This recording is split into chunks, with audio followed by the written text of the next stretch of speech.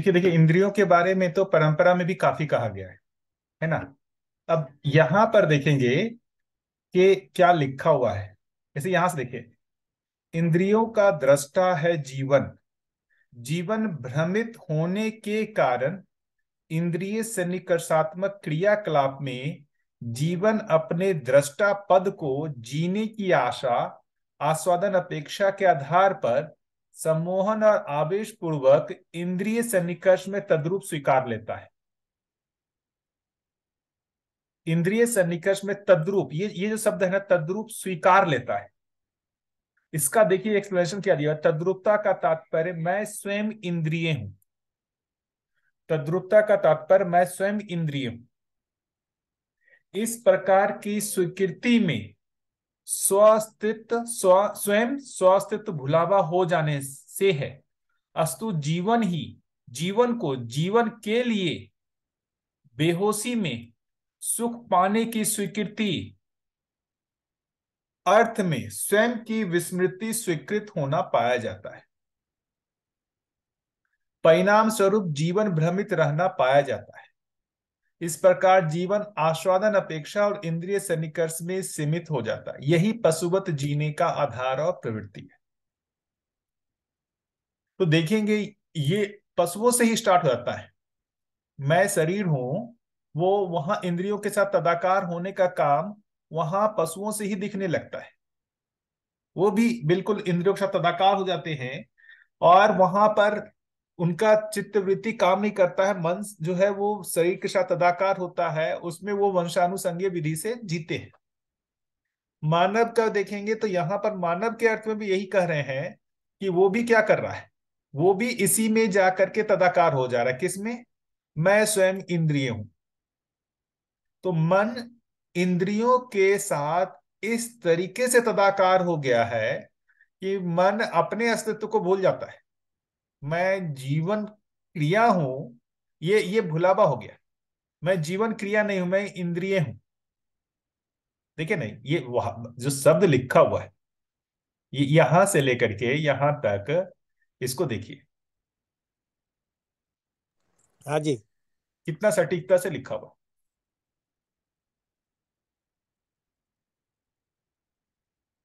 तो इंद्रियों की तरफ बाहर जाता है, वो इंद्रियों की तरफ बाहर नहीं जाता है। ये उसका उल्टा, मैं इंद्रिय ही हो गया हूं।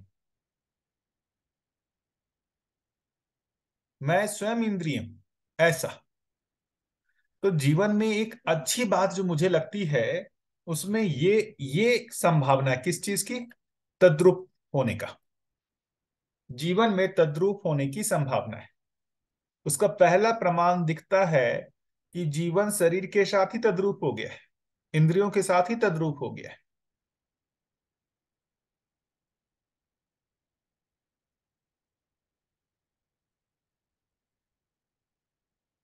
तो अब जीवन जो है वो अपने साथ, स्वयं के साथ तद्रूप हो, उसका ही तो काम हो रहा है। जीवन ज्ञान होने का मतलब यही है ना, कि मैं इंद्रिय नहीं हूं, मैं जीवन क्रिया हूं। अभी देखेंगे, अपन कितना भी बातचीत करें, कितनी भी चर्चा करें, जब अपन देखेंगे स्वयं को, यदि हम ये कहें कि आकलन भाई, मैं अपने आप को मतलब ऑथेंटिक तरीके से, मैं अपने आप को यदि पूरा विश्वास पूर्वक कहूं, तो मैं क्या हूं? मैं जीवन हूं या शरीर? क्या कहना बनता है स्वयं के लिए? स्वयं के लिए क्या कहना बनता है? विश्वास बन पाता है कि मैं जीवन हूं?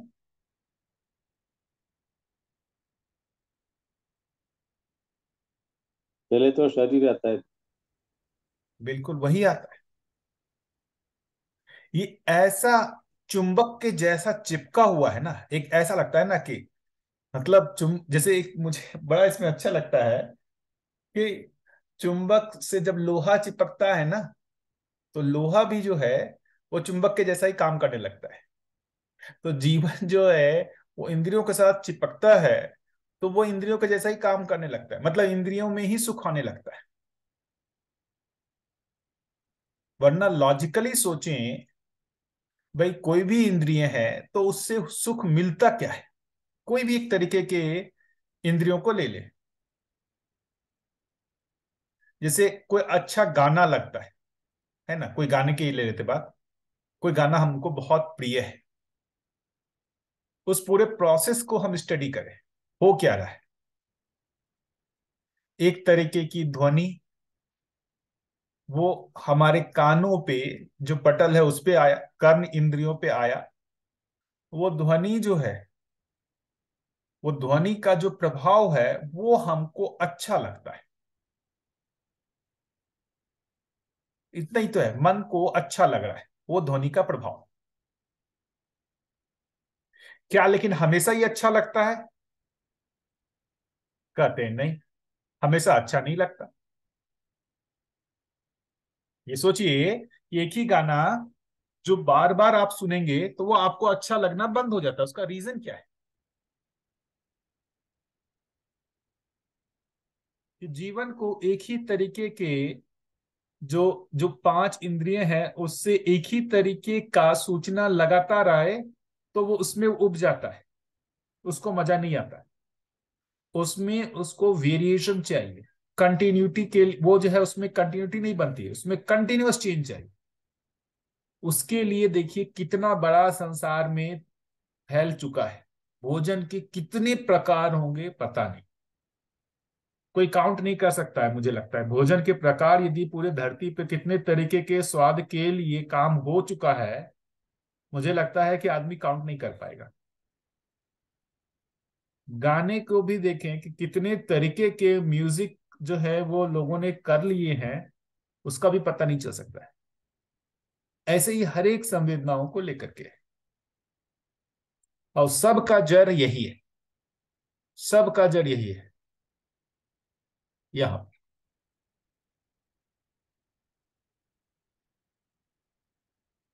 तो मुझे लगता है कि तर्क विधि से इस जगह पे पहुंचना कि हाँ मेरा हालत सही में ऐसा हो गया है, मैं सही में तद्रूप हो गया हूं इंद्रियों से, ऐसे तर्क से बार बार उस क्रिया को देखते हुए, जीवन क्रियाओं को समझते हुए, अपने आप में ये लॉजिकल निष्कर्ष बनने लगना कि ये घटना सही में मेरे साथ घटित हो रही है। और मुझे इस तद्रुपता से बाहर आना है। जो इंद्रियों के साथ मैं तद्रुप हो गया हूं, उसकी जगह मुझे स्वयं के साथ तद्रुप होना है। मैं स्वयं के साथ जब तक तद्रूप नहीं होऊंगा, मुझे अपने अस्तित्व का पता नहीं चलेगा, मेरे वास्तविक अस्तित्व मतलब मैं जो जीवन हूं उसके वास्तविक अस्तित्व का पता तब तक नहीं चलेगा जब तक मैं स्वयं के साथ तद्रूप नहीं हो जाता।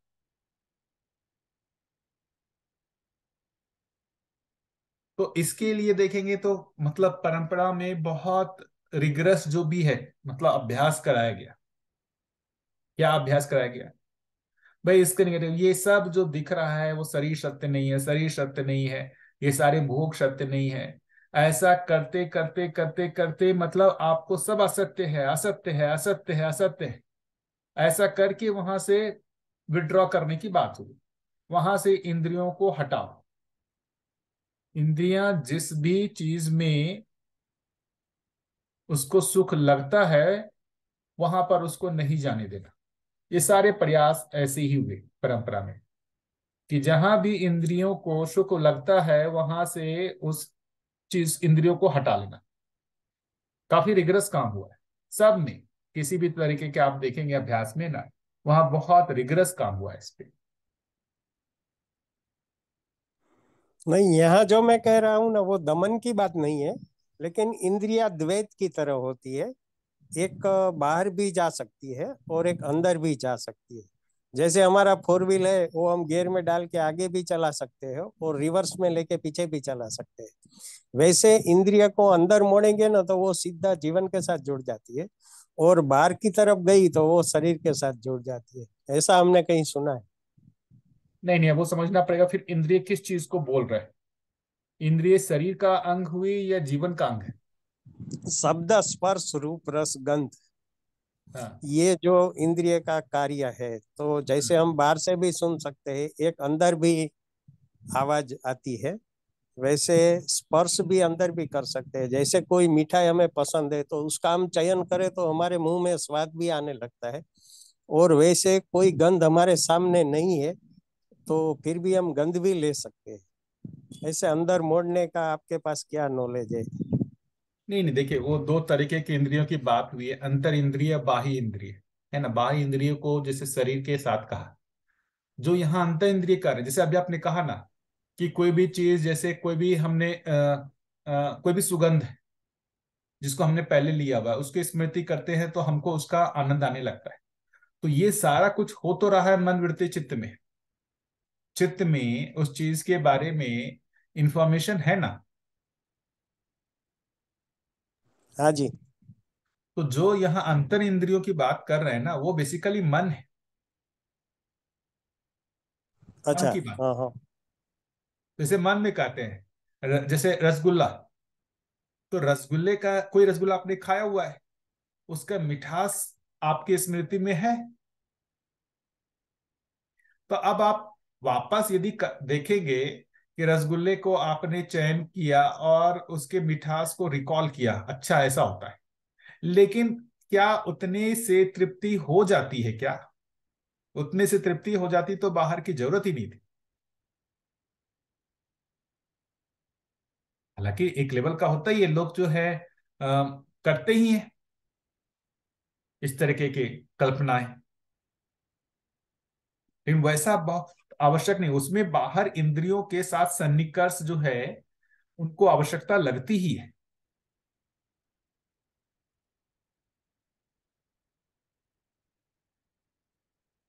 जो भी हम अंदर इंद्रियों की बात कर रहे हैं वो बेसिकली मन की बात कर रहे हैं, चयन आस्वादन। बाह्य इंद्रियां भी जो है ना, वो बाह्य इंद्रियों में कोई आस्वादन थोड़ी हो रहा है, शरीर में कोई आस्वादन थोड़ी हो रहा है। आस्वादन तो मन में ही हो रहा है।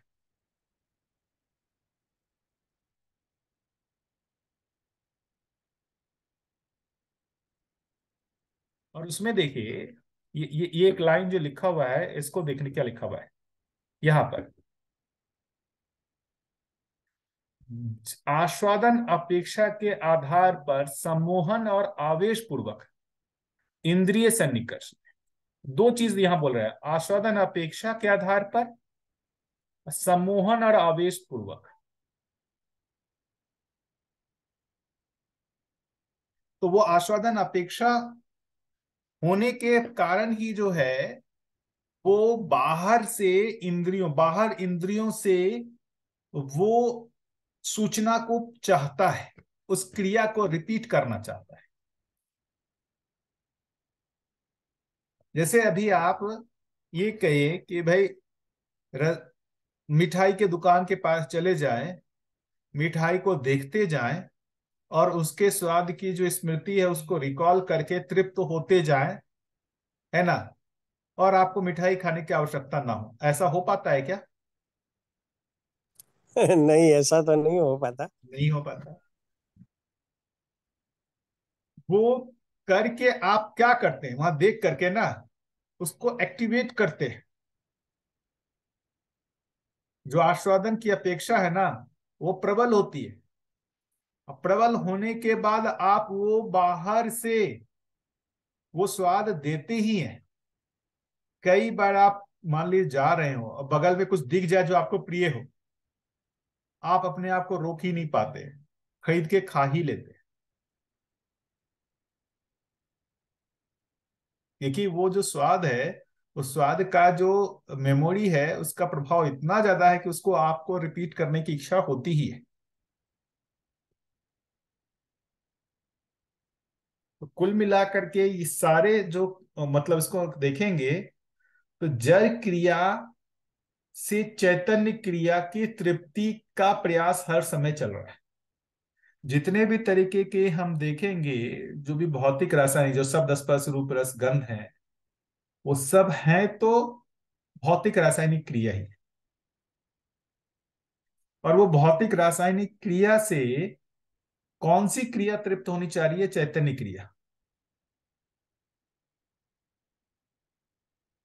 तो उस अर्थ में जो एक ये सूत्र निकलता है, भौतिक रासायनिक क्रिया से चैतन्य क्रिया की तृप्ति नहीं हो सकती। कितना भी कर ले, ये एक नियम के रूप में भौतिक रासायनिक क्रिया से चैतन्य क्रिया की तृप्ति नहीं हो सकती। उसको कितना भी अनुकूल बना ले, कभी नहीं हो सकता उसकी तृप्ति। किसी को कहाँ होता वो दिख रहा है, हम ही सब, हम लोग ही करके देख लिए हैं, कहाँ होता है तृप्ति।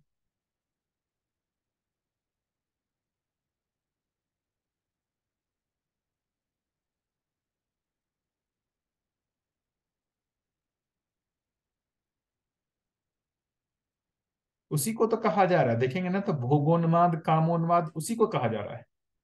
ये भोगोन्माद कामोन्माद का मतलब क्या है? जड़ क्रिया से चैतन्य क्रिया की तृप्ति के लिए जो उन्माद है, उसी को ही भोगोन्माद कामोन्माद कहा जा रहा है। उसका तृप्ति बिंदु होता ही नहीं है। क्या उसका तृप्ति बिंदु मिल पाता है क्या? किसी एक को भी नहीं मिला। कितना भी भोगोन्माद करे, कितना भी कामोन्माद करे, उसकी तृप्ति होती ही नहीं है। यही तो नियम के रूप में काम कर रहा है। यदि वो तृप्ति हो जाती ना, तब हमारे को कोई विकसित चेतना की जरूरत नहीं थी। यही तो एक कहें कि प्रकृति की बनावट कहें कि ये नियम काम कर जा रहा है, इसलिए अपनी तृप्ति नहीं हो पा रही। झंझट तो यही है।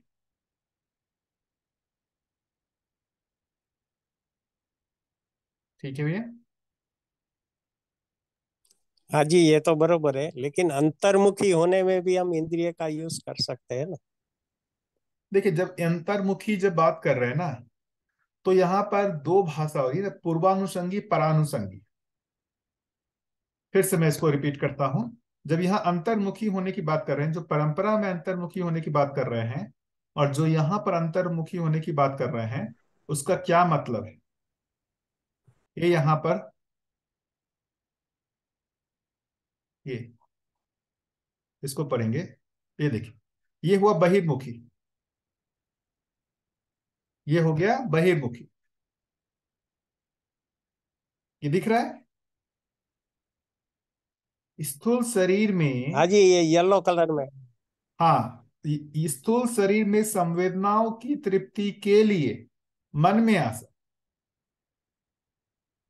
मन की इस आशा के समर्थन में वृत्ति में विचार। भैया आपकी आवाज कट रही हाँ, थोड़ा सा नेट का कनेक्शन जो है ना यहाँ पर बीच बीच में डिस्टर्ब हो जाता है। ठीक है, अभी अभी ठीक है। है ओके भैया। ओके। हाँ। हाँ, बीच बीच में जो है ना यहाँ अमरकंटक में थोड़ा सा नेट का कनेक्शन। तो ये स्थूल शरीर में संवेदनाओं की तृप्ति के लिए मन में आशा, मन की इस आशा के समर्थन में वृत्ति में विचार, वृत्ति कैसे विचार के समर्थन के लिए चित्त में इच्छा, यही है बहिर्मुखी। हाँ जी। बहिर्मुखी कहने का मतलब यही हुआ कि मन वृत्ति चित्त जो है, वो कहां से, मतलब ये हो रहा है, कंट्रोल हो रहा है। वो शरीर संवेदनाओं से कंट्रोल हो रहा है। शरीर संवेदनाओं की तृप्ति के लिए मन में आशा हो रही है, और मन की इस आशा के समर्थन में वृत्ति भी विचार हो रहा है। वृत्ति कैसे विचार के समर्थन के लिए चित्त में ऐसी इच्छा हो रही है। ये हो गया सारा का सारा बहिर्मुखी। अब जो है, इसको देखते हैं अंतर्मुखी। जागृति में मन की आशा वृत्ति की अनुरूपता में, वृत्ति के द्वारा विचार चित्त की अनुरूपता में, चित्त की इच्छा बुद्धि के बोधन के अनुरूप तथा बुद्धि आत्मा की अस्तित्वानुभूति पूर्वक सार्थक होती। ये हो गया अंतर्मुखी। यह शरीर का देखिए कोई है ही नहीं बात, कोई संवेदनाओं की बात नहीं। ये दो चीज हो गई। ये उल्टा में क्या विधि हो सकती है? वही जो हम लोग कर रहे हैं, इसी के लिए तो प्रयास कर रहे हैं। यहां से, यहां से यहां ट्रांसफर होने का ही तो हम लोग प्रयास कर रहे हैं। Okay, thank you. मुझे जो एक बहुत बड़ा चीज लगता है ना, कि पहले तो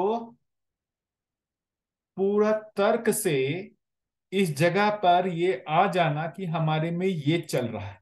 ये जो अभी हाईलाइट किया है ना इसको, कि हमारे अंदर ये चल रहा है, इस जगह पर आ जाना, सारे तर्क से लगा करके कि ऐसा मेरे में हो रहा है। पहले तो अपने अंदर अवेयरनेस आ जाना कि हाँ ऐसा है, मेरे मन में जो आशा हो रही है वो संवेदनाओं की तृप्ति के लिए ही हो रही है, और मन में जो आशा है उसी के समर्थन में चित्तवृत्ति काम कर रहा है। अब इससे मुझे निकलना है, क्योंकि क्यों निकलना है? क्योंकि ऐसा करके हमने देख लिया और वो तृप्ति नहीं हो पाई। ऐसा करके हमने देख लिया है और वो तृप्ति नहीं हो पाई।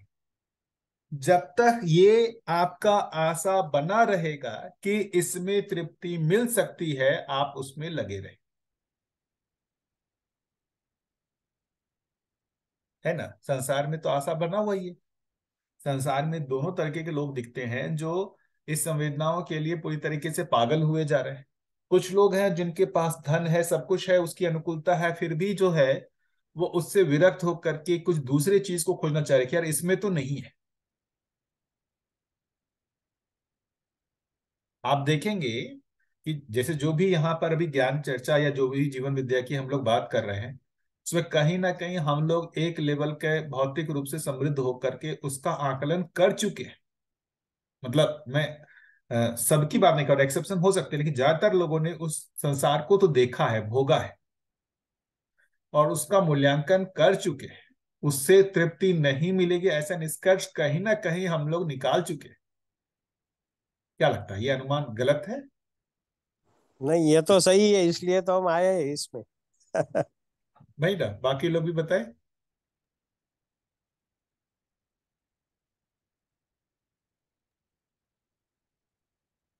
भैया, हाँ। बहुत बढ़िया। जैसे हर मानव क्या करता है, कुछ करके वो सुखी होना चाहता है। फिर एक समय आता है, उसको पता चलता है कि नहीं, ये सबसे तो ऐसा ही चलेगा, मतलब बार बार इसको करने से ही वो इंद्रिय सुख होगा, बाकी वो निरंतर तो नहीं होगा। फिर बट उसको निरंतर तो अभी तक नहीं मिला है। मगर वो बीचों बीच है, क्योंकि उसको पता है कि वो पहले जो कर रहा था उसमें से तो उसको नहीं मिलने वाला है।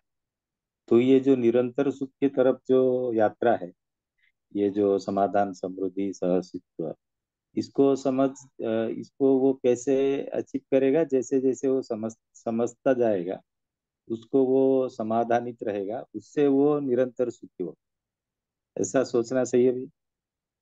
बिल्कुल, देखिए पहला जो यहाँ से इस लेवल से जो यहाँ की बात हो रही है फाइनली, ये वाला, हम्म।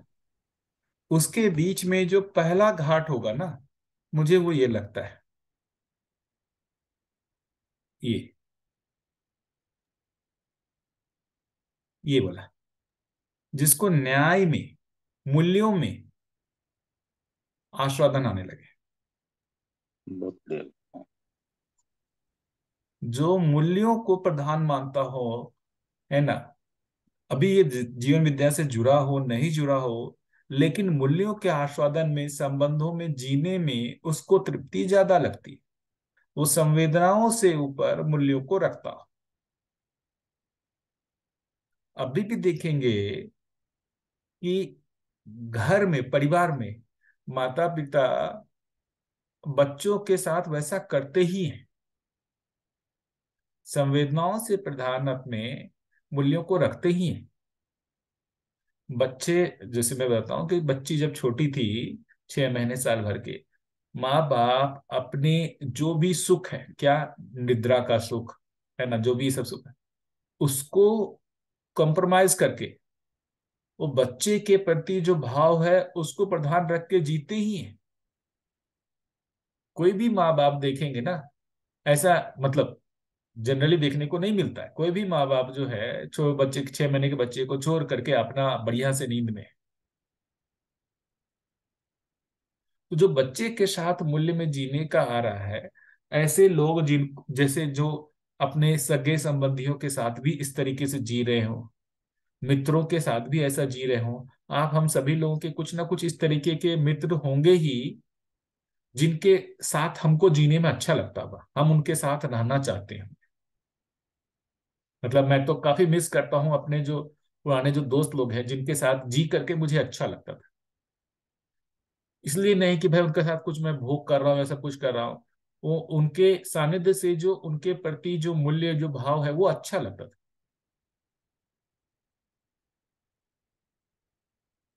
तो पहला घाट तो मुझे यही लगता है, रुचि मूलक आस्वादन से जो मूल्य मूलक आस्वादन में जिसकी अधिकता जिसको दिखती हो उसमें डेवलपमेंट है।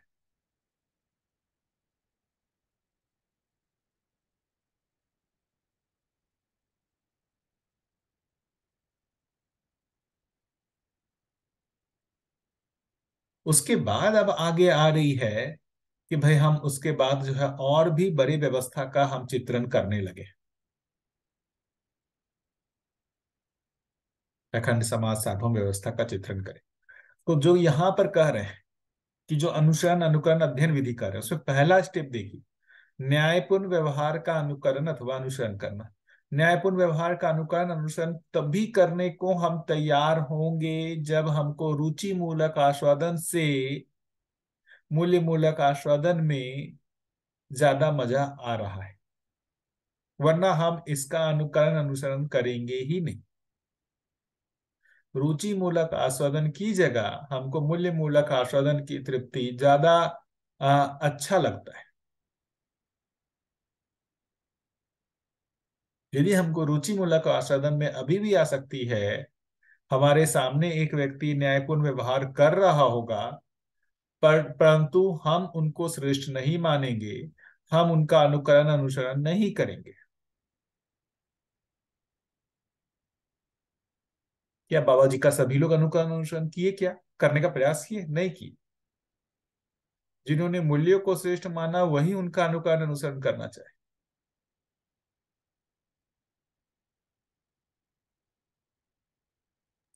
बहुत सटीक बात बताई आपको।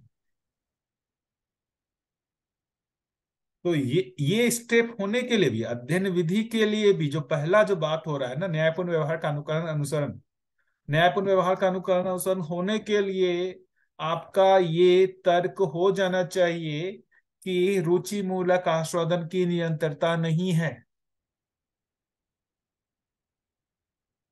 मैं दबाव पूर्वक उसको कर रहा हूं लेकिन अंदर से रिजेक्शन का बार बार भाव आ रहा है। मैं कर रहा हूं पूर्वाभ्यास के कारण, पुराने अभ्यास के कारण मैं कर रहा हूं, लेकिन मुझे अंदर से दबाव भी आता है कि यार ये मेरा सही जीना नहीं है, ये मेरा सही व्यक्तित्व नहीं है, ये मेरा सही आचरण नहीं है। आप अपने आप को ही नकारने लगते हैं। तभी अब आपको उससे ऊपर मूल्य दिखते हैं, और जब मूल्य दिखता है तभी आप ऐसे श्रेष्ठ व्यक्ति की पहचान करके उसका अनुकरण अनुसरण कर सकते हैं। यदि नहीं हुआ है तो आपको मूल्य मूलक आस्वादन की आवश्यकता ही नहीं है।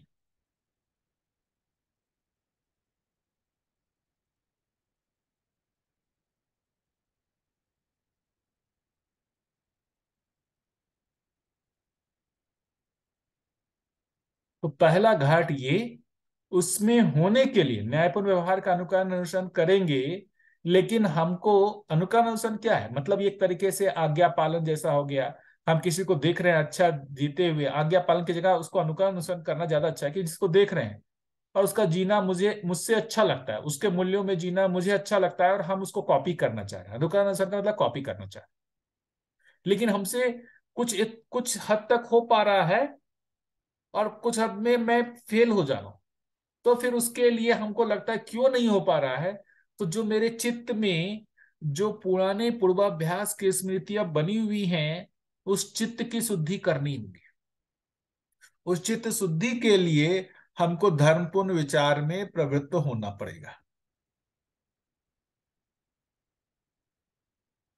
उस चित्त में जो वास्तविकता सत्यता है ना, उसका चित्रण डालना पड़ेगा, और उस चित्रण के आधार पर हमारे में विश्लेषण होने लगे, इसका प्रोसेस शुरू करना होगा।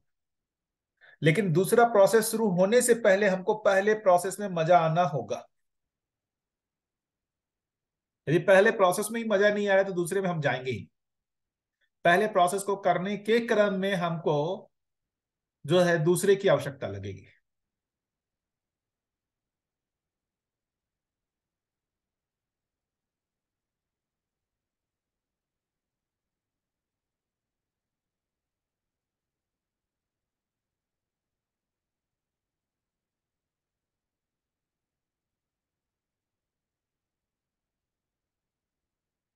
यदि इस दर्शन को हम सिर्फ एक देखेंगे कि बहुत बढ़िया लॉजिकल कोई एक चीज है ना, एक बहुत सुंदर लॉजिकल कोई वो दर्शन आया है, और उस दृष्टि से सिर्फ हम इसमें लॉजिक के तरह जाएंगे ना, हमको अपने आचरण में परिवर्तन होता हुआ नहीं दिखेगा।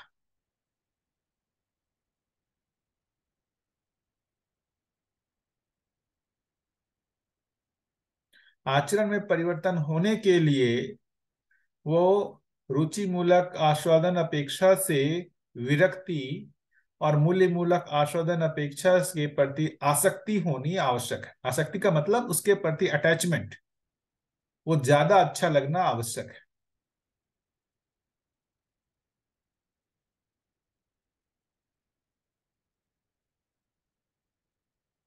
ठीक है। बहुत बढ़िया।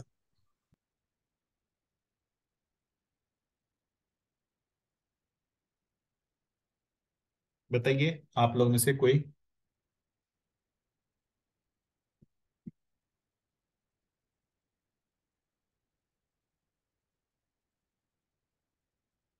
हम सारा प्रयास क्या करते हैं ना कि दर्शन को और पढ़ लें, खूब लॉजिक इकट्ठा कर लें, है ना, स्मृति में खूब सारी चीजों को लेते आए, है ना, लेकिन उससे अंदर गुणात्मक परिवर्तन हो नहीं रहा है। रीजन क्या है? हमारे को ये रुचि मूलक आस्वादन का वो नहीं हुआ है, एनालिसिस नहीं हुआ है, और मूल्य मूलक आस्वादन के प्रति, न्याय के प्रति हमारा आकर्षण नहीं हुआ है।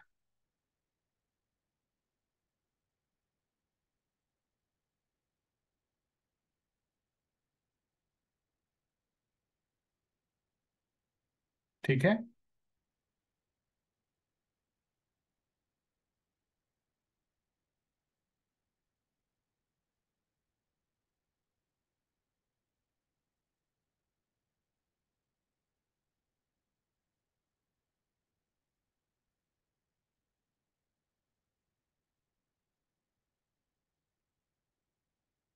और बताइए।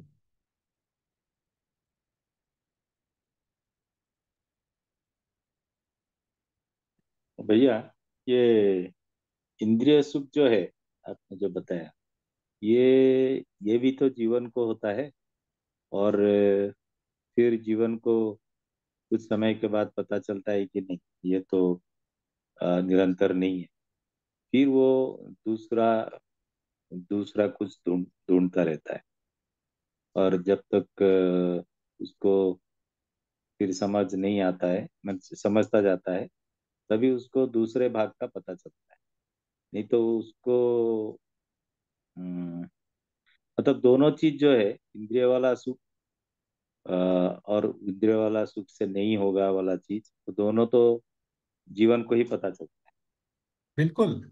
मतलब देखिए ये, इसको मैं जैसे अभी देखता हूँ बहुत, अमरकंटक में यहाँ पर बंदर बहुत है, दिन भर स्वाद के पीछे पागल है। पेट भरने के लिए इनके पास बहुत स्कोप है, लेकिन उसको छोड़ करके जो इनको कोई कुछ देते हैं ना, कोई चना दे दिया, कोई फल दे दिया, उसके स्वाद के लिए पूरा दिन जो है एकदम ढूंढते रहते हैं।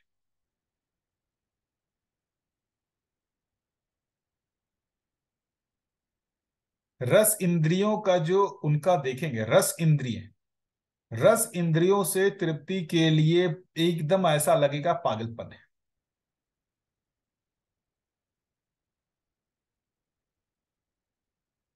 अब बताइए, भाई इतना गहरा अभ्यास उन्होंने किया है इंद्रियों से तृप्ति होने का, मतलब जानवर से ही कर।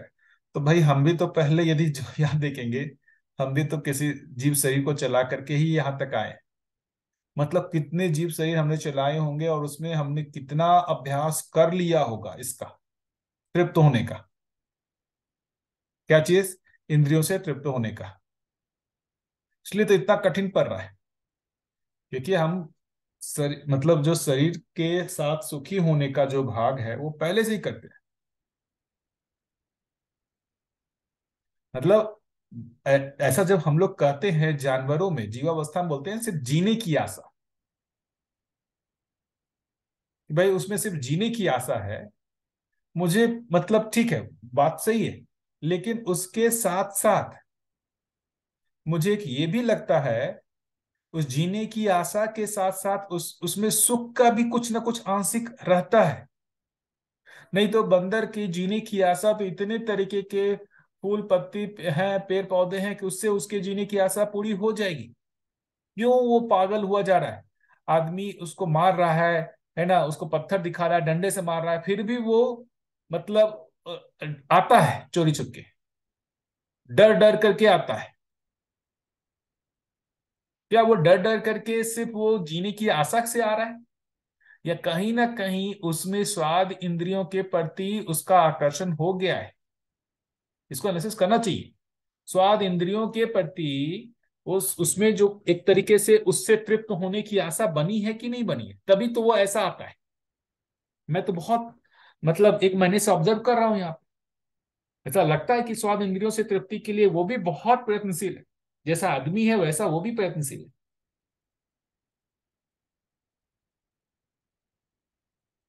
मतलब हर एक जानवर में दिखता हूँ, लेकिन खासकर मैं से बंदर यहाँ पर बहुत दिखते हैं, उसमें तो मैंने देखा है।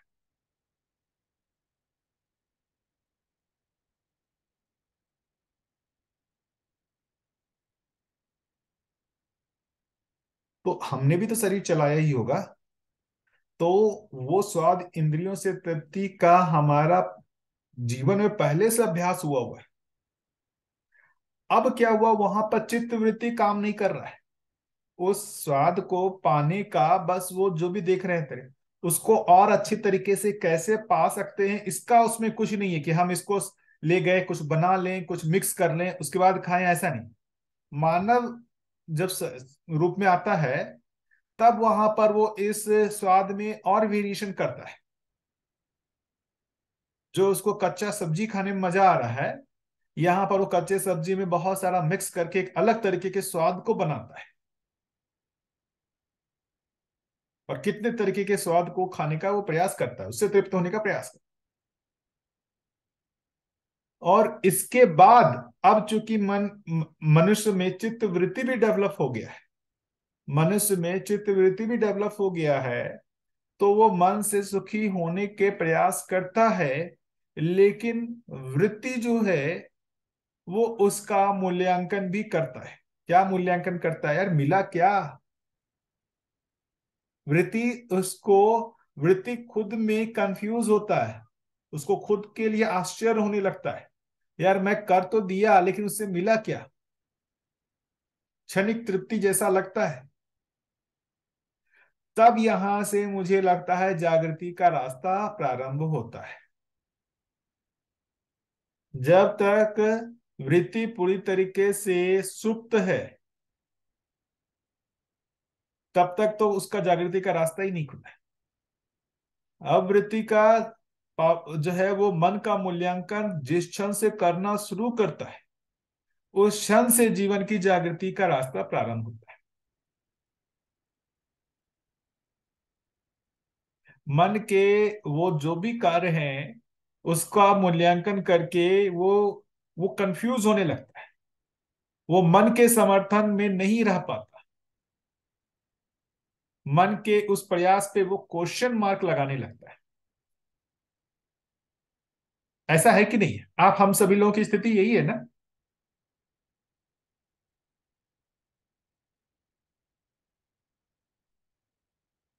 हम ऐसा करने के बाद भी उस पर क्वेश्चन मार्क लगा रहे हैं ना। ये वाला जो बाग अभी कहा था, हमारा क्वेश्चन मार्क लगने लगा ना इस पे।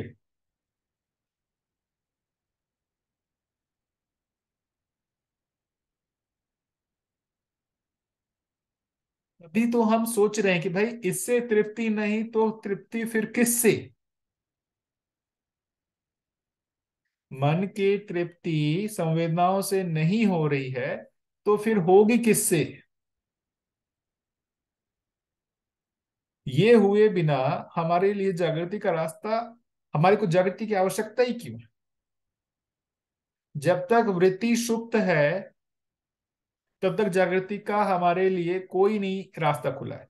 चित्त वृत्ति सिर्फ किसके लिए काम कर रहा है, मन के उस संवेदनाओं की तृप्ति के लिए काम कर रहा है। अभी भी संसार में है, हम जिनको बहुत इंटेलिजेंट करते हैं, क्या उनके वो जागृति के रास्ते में आए हैं? नहीं आए, सुप्त है उनका वृत्ति। वृत्ति काम कर रहा है लेकिन वो किसके लिए काम कर रहा है?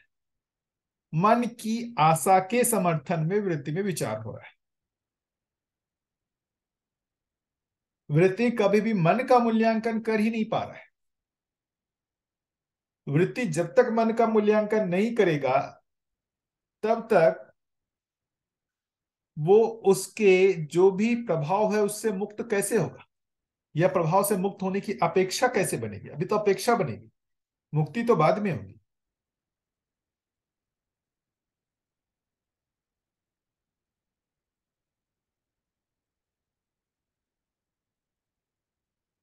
ये क्या मतलब, मेरा एनालिसिस कैसा लग रहा है? जैसे अभी भी मैं देखूं मेरे कॉलेजों में, मैं जब आईआईटी में था तो बहुत सारे बच्चे मैंने देखा कितने इंटेलिजेंट हैं, बहुत चित्तवृत्ति डेवलप है, कितना फास्ट कैलकुलेशन कर लेते हैं, है ना।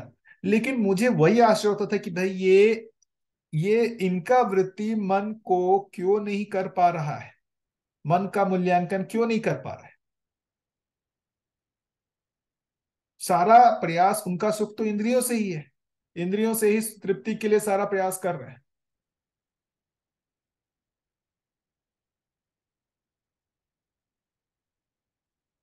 बहुत हल्के में कभी कभी लगता है कि उनका मूल्यांकन हो रहा है, ये बहुत स्थूल होता है। या हो सकता है कि अभी ये शरीर यात्रा में एक आयु कम है, कुछ आयु के बाद हो सकता है कि वो उनका मूल्यांकन होने लगे कि भाई तृप्ति नहीं मिल रही। भैया आप कैसे जांचते हो दूसरों में कि उनका वृत्ति से मूल्यांकन हो रहा है, मतलब वृत्ति मूल्यांकन कर रही है मन का?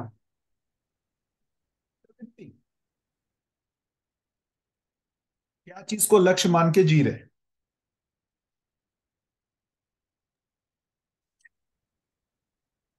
अच्छा। प्रवृत्ति क्या चीज को लक्ष्य मान के जी रहे हैं, किस चीज को लक्ष्य मान के, किस चीज से तृप्त होने के लिए ही वो कर रहा है प्रयास।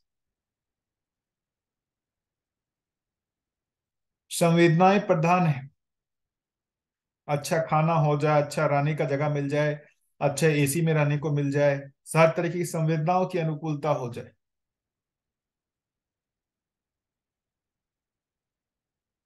दूसरे के साथ व्यवहार करके सुखी होने का उसमें कोई वो नहीं दिखता।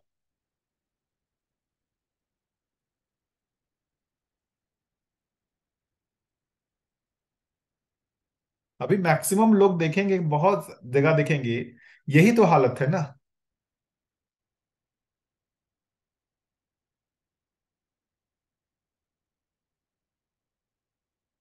मित्र रूप में ही देखें ना, कितने मित्र हमारे, बहुत जो कहे ना कि अभिन्न मित्र, बहुत क्लोज मित्र हैं, कितने होंगे।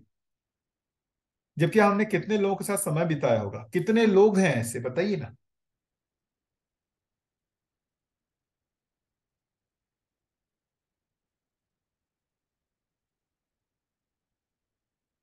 और खाने पीने वाले मित्र बहुत होंगे। आपको यदि दूसरे के साथ सिर्फ खाना पीना है, उसमें एंजॉय करना है, तो आपको कंपनी मिल जाएगी। लेकिन आप किसी के साथ अच्छा व्यवहार करना चाहते हो, है ना, न्याय के बारे में सोचते हो, वो आपसे बोले अरे यार ये पकाऊ आदमी है। बिल्कुल भैया, बिल्कुल सही बात बोले। उनको एक्चुअली अजीब लगता है कि क्या बोल रहा है, जैसे मतलब हम लोग जाए अच्छा व्यवहार करने तो लगता है क्या हो गया, पागल हो गया है बंदा, ऐसा कुछ आता है रिस्पॉन्स। आवश्यक, जैसे अभी हम लोग भी तो मित्र संबंध में ही डिस्कशन कर रहे हैं ना, तो यहाँ पर हाँ भैया। हम लोग अभी तो कुछ किस आशा में, भाई एक अच्छे व्यवहार की आशा में ही तो हैं एक दूसरे के साथ। यहाँ कोई भी संवेदना मूलक काम ही नहीं है। लेकिन जो इस तरीके के व्यवहार, ये बातचीत हम आपस में कर पा रहे हैं, जो बाकी दूसरे जो हमारे हैं, जो संपर्क है, वहां पर ये कहाँ हो पाता है। हम डर के मारे बोलते ही नहीं है कि हमारा मूल्य ना हो जाए, हमारे को कुछ अलग ना दिखने लगे, हमारे को वो ये नहीं वाले कह रहे यार ये अभी भी दब्बू है, बहुत छोटा सोचता है।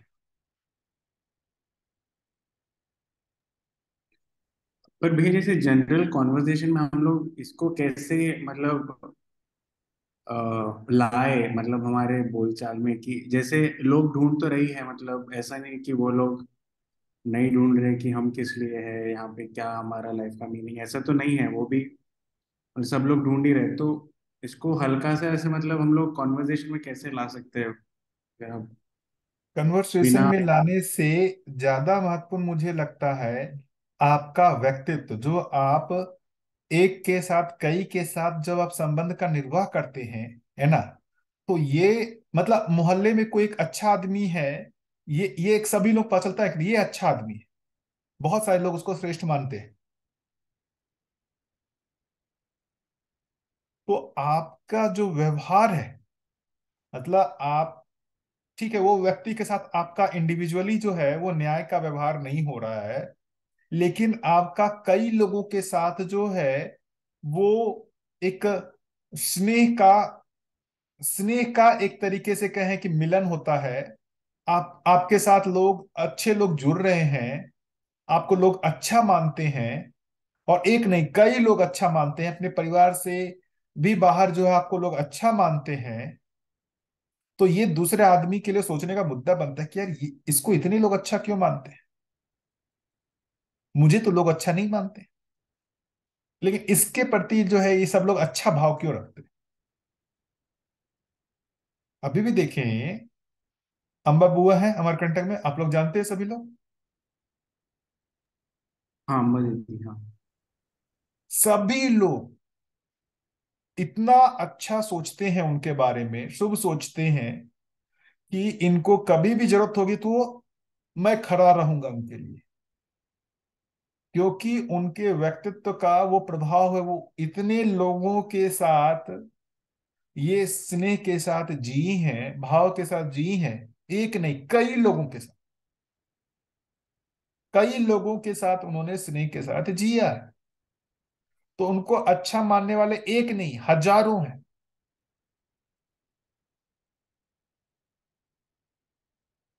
तो उनसे लोग मार्गदर्शन की अपेक्षा रखते हैं।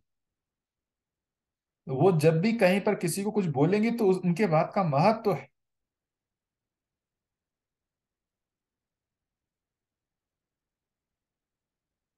तो हमारा जीना बहुत महत्वपूर्ण है। हम बोलने जाते हैं, लेकिन जीने की जगह पर तो हम कहीं भी विश्वास भी नहीं दिखा पा रहे, हम एक भी आदमी हमारे पर विश्वास नहीं कर रहा, तो हमारा बोलना निरर्थक हो जाता है। जीना ज्यादा, बोलना उससे कम, मुझे तो यही सूत्र लगता है। जीना ज्यादा, बोलना उससे कम। हम उल्टा कर लेते हैं, हम बोलना ज्यादा, जीना कम कर लेते हैं। तो लोग हम पे, हमारे प्रति आश्वस्त नहीं होते, परिवारों में ही नहीं होते। भाई हम, जैसे मैं अपनी ही बात बताऊं, शुरुआत में जीवन विद्या मिला, सारा कुछ है, बोलना ज्यादा शुरू किया, जीने की जगह पर नहीं था। क्यों बोलना जाता है, भाई मेरे पास लॉजिक आ गया, ये सब चीज इतना अच्छा तर्क आ गया, इतनी अच्छी वस्तु आ गई, और मैं सबको बोलने लगा। लेकिन जीने की जहां भी स्थिति परिस्थिति आती, मैं वैसा संतुलन को कभी प्रमाणित नहीं किया, तो मेरे बोलने का कोई अर्थ नहीं रहा, कोई वेटेज नहीं रहा।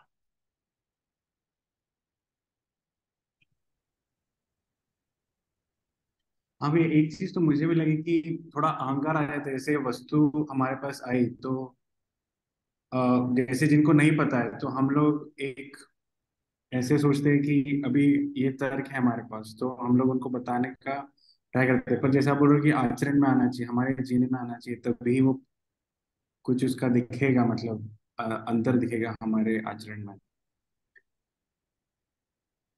अभी एक्चुअली में है क्या ना, हम जीव चेतना में हैं, हम जो गलतियां कर रहे हैं वही सामने वाला कर रहा है, तो अपनी गलती नहीं दिखती है लेकिन सामने वाले की दिखती है। तो सामने वाले को हम बहुत छोटा बना देते हैं, अपना कभी मूल्यांकन करते ही नहीं। तो इस रूप में हमारे में अहंकार बहुत ज्यादा बढ़ता है।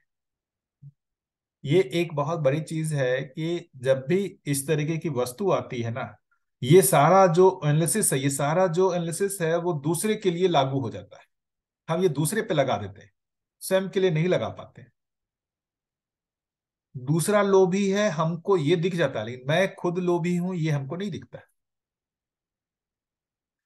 दूसरा लाभ प्रवृत्ति में है, ये हमको दिख जाता है, लेकिन मेरी लाभ प्रवृत्ति मुझे नहीं दिखती।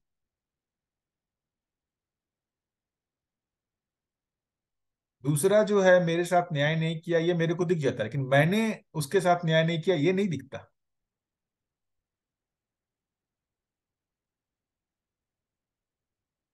उस दूसरे ने विश्वास का निर्वाह नहीं किया, लेकिन मैंने विश्वास का निर्वाह किया या नहीं किया ये हमको नहीं पता चलता। तो ये सारा थ्योरी जो है, ये थ्योरी को हम अप्लाई करते हैं बाहर, स्वयं पर अप्लाई नहीं करता।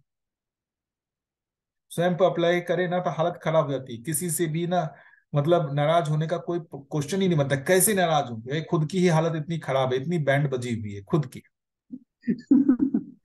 सही बात। भैया घर में ये ज्ञान आने से घर में दूसरे जो सभ्य होते हैं ना, वो सबकी गलतियां अपने को दिखने लगती है। तो उससे अपने थोड़ा विरोधाभास का वातावरण हो जाता है, ऐसा दिखने में आया। सबकी गलतियां अपने को दिखने लगती है, आपने जो बोला ना अभी उसके साथ में कनेक्ट कर पा रहा हूँ। तो विरोधाभास पड़ता है, अपने को बुरा दिखना है जो होता है। तो सब लोग बोलते हैं कि जो वातावरण था वो ये ज्ञान लेने से और भी बिगड़ा है आपके ऐसा सोचते हैं अपने बारे में। बिल्कुल, क्योंकि आप जो देख रहे हैं ना, बाहर का सबसे गलतियां दिख रही हैं, आपकी अपनी गलती आपको दिखती ही नहीं है। तो आप दूसरे को सुधारने पे लगे हुए रहते हैं और आप अपने को सुधारने पे लगे नहीं रहते। अच्छा, सामने वाले को भी दिखता है, आपकी गलती दिखती है, तो वो भी आपको सुधारने में लगा हुआ है, वो भी अपना गलती नहीं देख रहा है। स्वयं सुधार प्राथमिक हो, सामने वाले का सुधार जो है वो मतलब ठीक है, उसके लिए हमको भी प्रयास करना है, लेकिन उसमें हम क्या कहते हैं, सॉफ्ट रहे।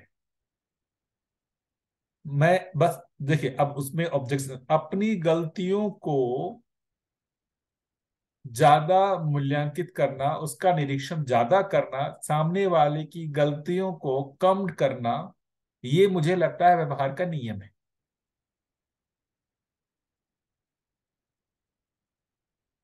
सामने वाले ने कर दिया या जो भी कर दिया, हम उसका चीरफाड़ बहुत ज्यादा करते हैं, और जब वही गलती हम खुद करते हैं, अरे यार गलती से हो गया, कोई चीरफाड़ नहीं, सिर्फ अरे गलती से हो गया, मेरा भाव तो अच्छा था, वो तो गलती से हो गया।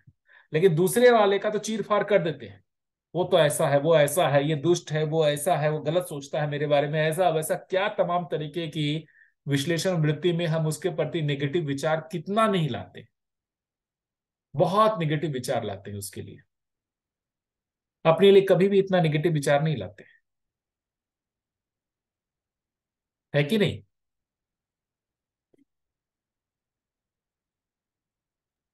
सही भैया। तो भैया इसे ऐसा बोल सकते हैं कि जैसे हम संवेदनाओं से दूसरों का भाव ग्रहण कर रहे हैं, और अगर वो मतलब हमारी आशा के अनुकूल नहीं है, तो फिर हमें मतलब वो तृप्ति नहीं आती है, तो फिर हम लोग वही विश्लेषण और चित्रण बना लेते हैं उल्टा सीधा, और फिर मतलब वही सुधारने में लग जाते हैं। पर अगर हम लोग उस घटना में खुद को देखें, तो हमारा जो भाव है वो कैसे जानेंगे, मतलब हम सही है कि गलत है उस घटना में। नहीं, पहले तो अपना निरीक्षण करना पड़ेगा। जैसे आप दूसरे के प्रति निगेटिव होते हैं ना, दूसरे का निरीक्षण करते हैं ना, हाँ। क्या आप अपना ही वैसा निरीक्षण कर पाते हैं क्या? नहीं होता। आप देखिएगा, सोच के देखिए, आप सॉफ्ट हो जाते हैं अपने लिए।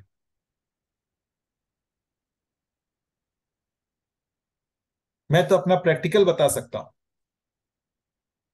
है ना। विवाह के बाद जो है, मैंने देखा, मतलब मेरे को कई बार रियलाइज हुआ कि सामने वाले कोई की छोटी सी भी गलती, जो मेरी वाइफ है, छोटी सी भी गलती है, उसको मैं तिल का तार बना देता था सोच सोच करके।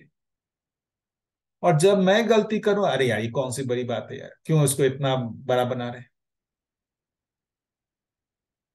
तो जो एक ही गलती जब मैं करूं तो वो सामने वाले से अपेक्षा रखो, यार ये बहुत छोटा है, इसको इतना सोचने की जरूरत नहीं है। लेकिन वही वो करे तो वो छोटा नहीं, वो बहुत बड़ा हो।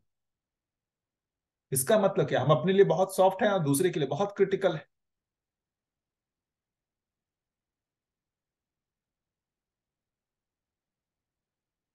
मित्र संबंध में भी यही है। कई जगह चूक हुई है, मैं खुद ही देखता हूँ, कई जगह हम मुझसे चूक हुई है, जहां पर मैं अपने प्रति सॉफ्ट, दूसरे के प्रति जैसे ही क्रिटिकल हुआ, वो संबंध खराब हो गया।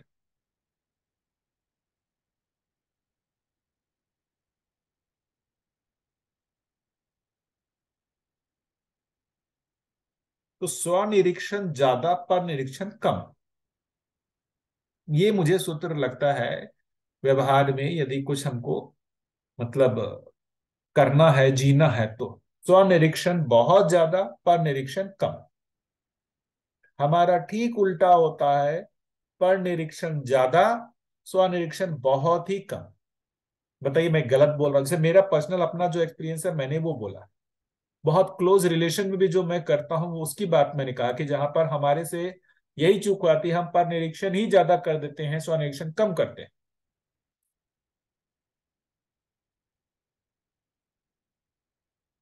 बताइए आप लोगों के साथ कैसा आता है?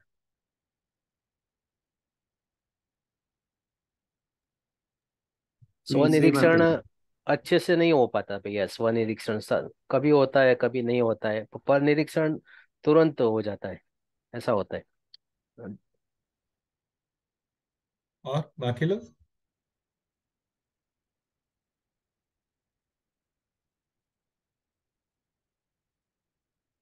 वो खुद की जो गलती है वो खुद को बताना, क्योंकि हम लोग खुद से बात कर रहे हैं, पर जब किसी और की गलती किसी और को समझाना, हम लोग वो जो क्रिया है वो करने में बहुत तत्पर रहते हैं, पर खुद की जो गलती रहती है वो खुद को बताना वो हो नहीं पाता है, मतलब पता नहीं मुझसे। इसका एक और सूत्र है, वो दिखाता हूं।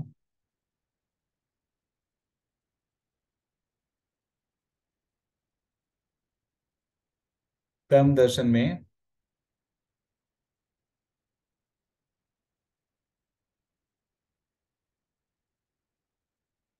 एक एक है ना, पर गुण गणना अभ्यास से सौ दुर्गुणों का नाश होता है ना। अब इसको देखते हैं, रीड करते हैं उसमें क्या लिखा हुआ है। शायद ये पहले भी हम लोग कर चुके हैं।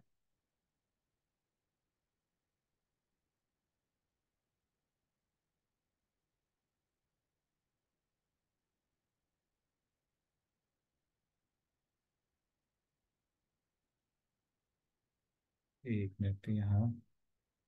हाँ, ये देखिए, ये लिख रहा है ना, पर गुण गणना अभ्यास से सौ दुर्गुणों का नाश होता है। और उसके नीचे जो लिखा हुआ है, पक्षपात बुद्धि पर पक्ष के सद्गुणों को ग्रहण करने में असमर्थ होती है, क्योंकि वह ईर्ष्या, द्वेष, घृणा, उपेक्षा और भ्रम से मुक्त नहीं है। पक्षपात बुद्धि का मतलब अपने प्रति सॉफ्ट, दूसरे के प्रति हार्ड। यही नहीं हुआ? पक्षपात बुद्धि का मतलब क्या हुआ?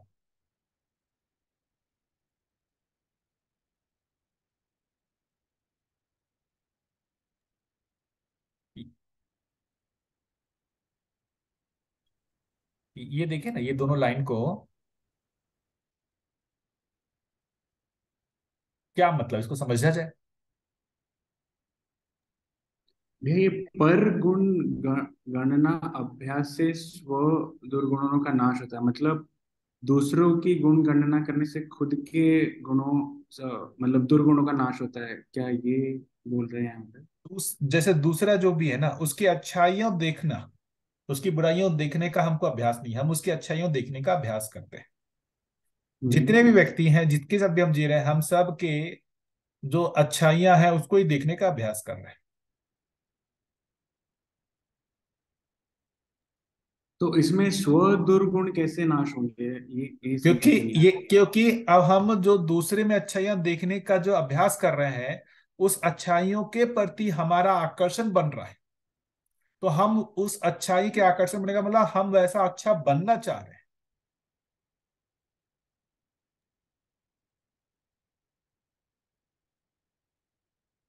होता ही ना, अपने मित्र में, सभी लोग में, कहीं पर भी कोई एक बड़ा सरल स्वभाव का होता है, हम उसके प्रति आकर्षित होते हैं, उसके बारे में, यार बहुत अच्छा लड़का है, बहुत अच्छा लड़का है, ऐसा करके हम उसके स्मृति बैठा रहे हैं, मतलब मैं भी उसके जैसा अच्छा हो जाऊं, ऐसी इच्छा है, तभी तो हम उसका वो चीज ऑब्जर्व कर रहे हैं। मेरे में वो गुण नहीं है, वो गुण उसमें है ना। ये जब मैं देखता हूं तो अपने अंदर ये भी तो इच्छा हो कि मेरे भी ये गुण आ जाए। दूसरे का सद्गुण देखेंगे तभी तो हमारे में उसकी अपेक्षा बनेगी कि वो सद्गुण मुझ में आए। ये बात पकड़ में आ रही है क्या? हाँ भैया, वो दूसरी लाइन है ना, वो जरा समझाइए। ईर्ष्या द्वेष तृष्णा उपेक्षा, ये भ्रम से मुक्ति नहीं है, वो वाली। हाँ, तो एक तो जैसे हमको दूसरे की अच्छाइयां दिखती हैं, तो इसका मतलब होता है कि भाई हम में उस चीज की कमी है, और उसको पाने के लिए हमारे में अपेक्षा बनती है। वो अपेक्षा बनना ही तो अपने सौ दुर्गुणों का नाश होना है। मतलब हम अपने जो दुर्गुण है उसको नकार रहे हैं। दुर्गुणों को नकारना ही तो उसका नाश होने का उपाय है।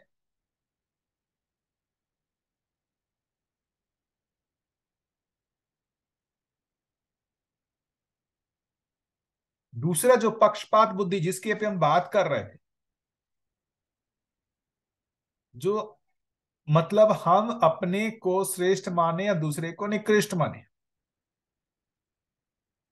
हमें अपनी गलतियां नहीं दिखती हैं, सामने वाले की गलतियां दिखती हैं, तो उसके सद्गुण को हम ग्रहण ही नहीं कर पाते। तो हमारा ज्यादातर लोगों को या तो उनके प्रति घृणा, द्वेष, उपेक्षा, ऐसा ही भाव बन जाता है। परिवारों में भी देख लीजिए ना, नहीं होती घृणा, द्वेष, उपेक्षा, हो जाता है कि नहीं होता है? हमारी स्थिति तो यही है। मैं तो झेल ही रहा हूं, इसलिए मैं बोल रहा हूं। दूसरे के हम अच्छे गुण को ना देखेंगे, है ना, उसके अवगुण को ही देखेंगे ना, तो हमारे में यही होता है, उनके प्रति द्वेष, घृणा, उपेक्षा ही बनता है।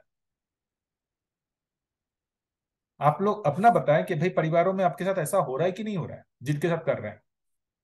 यदि उनकी गलतियों को आपने हाईलाइट किया, उनके प्रति द्वेष, घृणा, उपेक्षा होता है कि नहीं होता है? भैया एक सवाल था, जैसे हमको दिख रहा है कि सामने वाला गलती कर रहा है,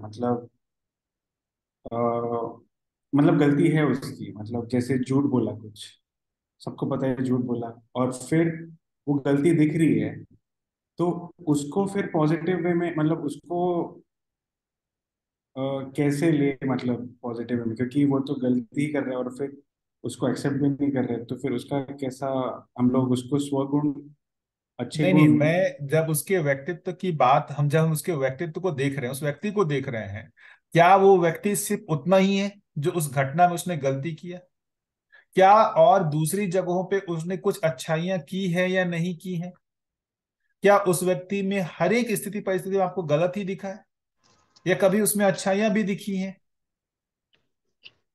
उसकी स्मृति रहती है उस समय? क्या नहीं रहती? हम उसकी सारी अच्छाइयों की स्मृति को खत्म कर देते हैं, और उस समय जो उसने एक नेगेटिव कुछ भी किया, वही उसका व्यक्तित्व हो गया, संपूर्ण व्यक्तित्व। लेकिन जब यही चीज अपने साथ होता है, तो हम जब गलतियां करते हैं, वैसी गलती, तो हम जब अपना मूल्यांकन करते हैं तो सिर्फ उस घटना का, उसमें जो हमने गलती किया उसका मूल्यांकन नहीं करते, मैं अपने पूरे व्यक्तित्व का मूल्यांकन करता हूं। मैं तो अच्छा आदमी हूं। सामने वाले के एक जो भी घटना है, सिर्फ उस घटना के आधार पर उसके व्यक्तित्व का मूल्यांकन करना, और हम अपना जब मूल्यांकन करते हैं तो हम उस घटना की जगह अपने पूरे व्यक्तित्व का मूल्यांकन करते हैं। होता है कि नहीं होता है? मानते हैं कि हाँ उसने बिल्कुल। किसी एक परिस्थिति में झूठ बोला, ठीक। हम्म। क्या उससे अलग जो और भी आपने उसके साथ जिया है, उस जगह पर उसमें कुछ अच्छाइयां दिखी हैं कि नहीं दिखी, या कभी भी आपको अच्छाइयां नहीं दिखी? हाँ दिखती है भैया। तो वो उस समय तो धूमिल हो जाता है ना, उस समय तो आपको स्मृति में नहीं रहता है। कहाँ रहता है स्मृति में? उस समय तो सिर्फ वही चीज हासिल किया, उसने ये गलती की, उसने क्या क्या अच्छा किया, वो कभी हमारे स्मृति में नहीं रहता। आप करके देखिए ना, मैं ये प्रैक्टिकल करके देखा हूँ, है ना। मतलब अपने घर में परिवार वाइफ के साथ ही, भाई उसकी इतनी अच्छाइयां, जब भी मुझे लगता है कि इसमें कुछ गलतियां हुई हैं, इतनी अच्छाइयों के सामने वो बहुत छोटा लगता है, बौना लगता है। इतनी अच्छाइयों की स्मृति को जब पिटारा मैं अपने खोल लेता हूँ तो बहुत बौना लगता है। फिर ये होता ही नहीं है कि इस गलती के लिए जो है मैं इतना उसके साथ जो है गलत व्यवहार करने लगूं, उसके प्रति घृणा, उपेक्षा, या उस पर दोषारोपण करूं। ऐसा लगता ही नहीं। इतनी अच्छाइयों का बंडल है उसके पास, कैसे करें? अच्छाइयों की स्मृति को लाके देखिए ना। जिस समय उसने गलतियां की है, ठीक है, मानते हैं गलतियां, आपको लगता है कि ठीक है झूठ बोला सब, उसकी अच्छाइयों की स्मृतियों को उस समय आप अपनी स्मृति में लाइए, चित्त में लाइए। तब क्या वो व्यक्ति वही दिखता है जो, मतलब आप जब सिर्फ उसकी गलतियों को देख रहे होते हैं, दिखता है वैसा क्या? सोच के देखिएगा, नहीं होता है।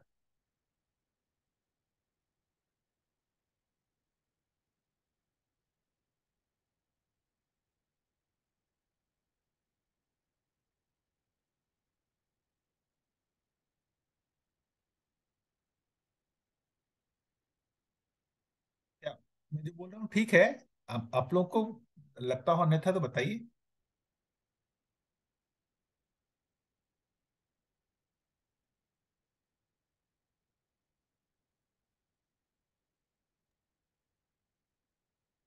भैया जो पक्षपात बुद्धि बोला है, ये जीवन क्रिया के अर्थ में बोला है कि अ, किस अर्थ में बोला है पक्षपात बुद्धि जो है? वही कह रहे हैं, पक्षपात बुद्धि का मतलब जो है, जो अपना अधिमूल्यन और दूसरों का अवमूल्यन, ये प्रवृत्ति जिसमें है उसको पक्षपात बुद्धि बोल रहे हैं। स्वयं का अधिमूल्यन करना और सामने वाले का अवमूल्यन करना। हम सभी लोगों से व्यवहार में ज्यादातर यही चूक होती है ना। हम्म। सारे व्यवहार में देखिए चूक का बहुत बड़ा कारण यही दिखता है, हमारा स्वयं का अधिमूल्यन हो जाना, सामने वाले का अवमूल्यन हो जाना। हमारी अच्छाइयों का अपने प्रति एनालिसिस होना, बुराइयों का नहीं देखना, हम अपनी सिर्फ अच्छाइयों को देखना, और सामने वाले की अच्छाइयों को नहीं देखना, सिर्फ उसकी गलतियों को देखना। मैं इवन बता सकता हूं कि अपने क्लोज रिलेशन में भी मैंने ऐसी गलतियां की हैं।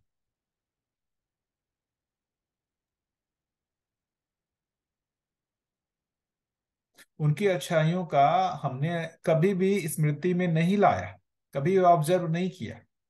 एक गलती को इतना बार विश्लेषण किया, इतना बार विश्लेषण किया, करते करते वही गलती ही उसका व्यक्तित्व है ऐसा बना लिया। वो व्यक्ति यही है, ये गलत करने वाला ही वो व्यक्ति है, उसमें कोई अच्छाइयां नहीं। और हम अपना जब मूल्यांकन करते हैं, अपनी गलतियों का कोई मूल्यांकन नहीं, अपनी अच्छाइयों का मूल्यांकन, मैं बहुत अच्छा हूं। तो भैया मानव मूल रूप में ऐसी वृत्ति का मतलब ऐसे प्रवृत्ति का नहीं है, पर ये आता कहाँ से मतलब ये जो चीज जो है अभी, मतलब हम सब यहाँ पे जो बात कर रहे हैं सब अग्री करेंगे मेरे ख्याल से कि ऐसे ही होता है मोस्टली, कि हम लोग खुद का अति मूल्यांकन करते हैं, दूसरे का अवमूल्यांकन। ये मतलब ये होता कैसे, क्योंकि ये तो मूल स्वभाव नहीं है मानव का, ये आता कहाँ से है? वही, ये सोचना पड़ेगा, ये आता कहां से?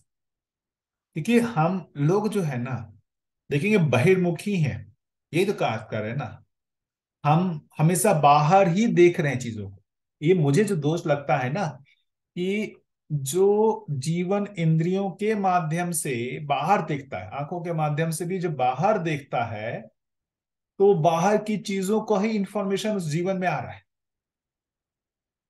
जो जीवन को इंफॉर्मेशन आ रहा है प्रोसेस करने के लिए, वो ज्यादातर आंखों के और बाहर के जो चीजें से आ रही है। तो अब आपको जो जो व्यवहार दिख रहा है वो बाहर दूसरे का दिख रहा है, आपको अपना शरीर तो दिखता नहीं है।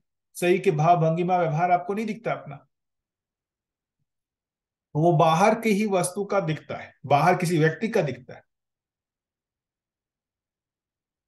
इस कारण से वही आपके इंफॉर्मेशन में आया, तो इंफॉर्मेशन में आया तो उसी का प्रोसेस हुआ।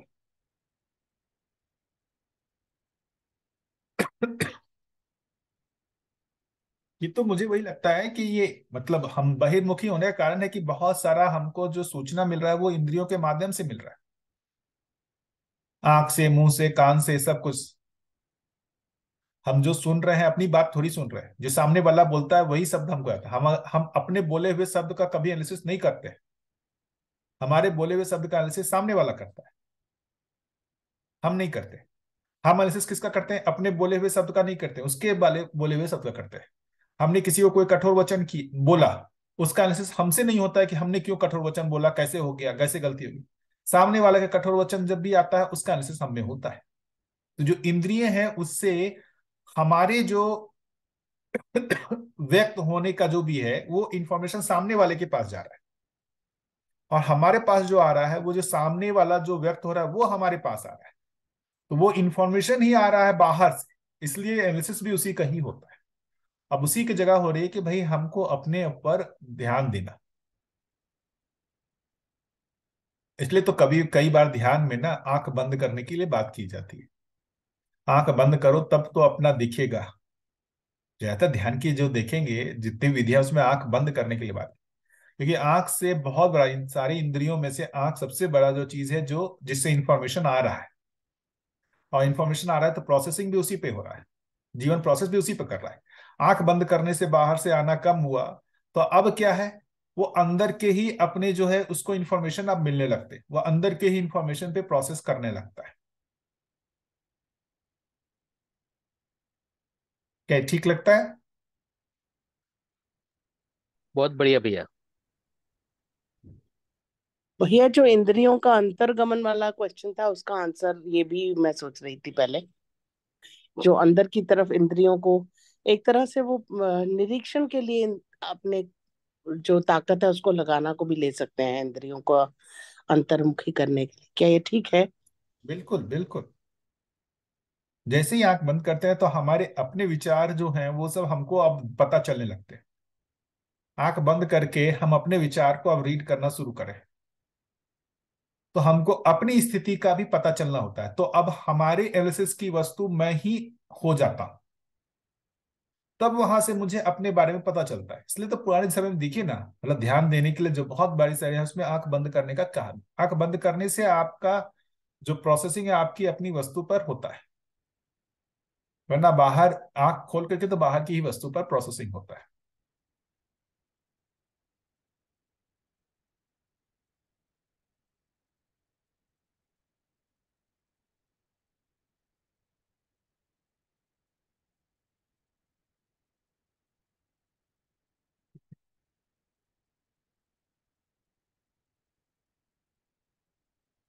बताइए आप लोग।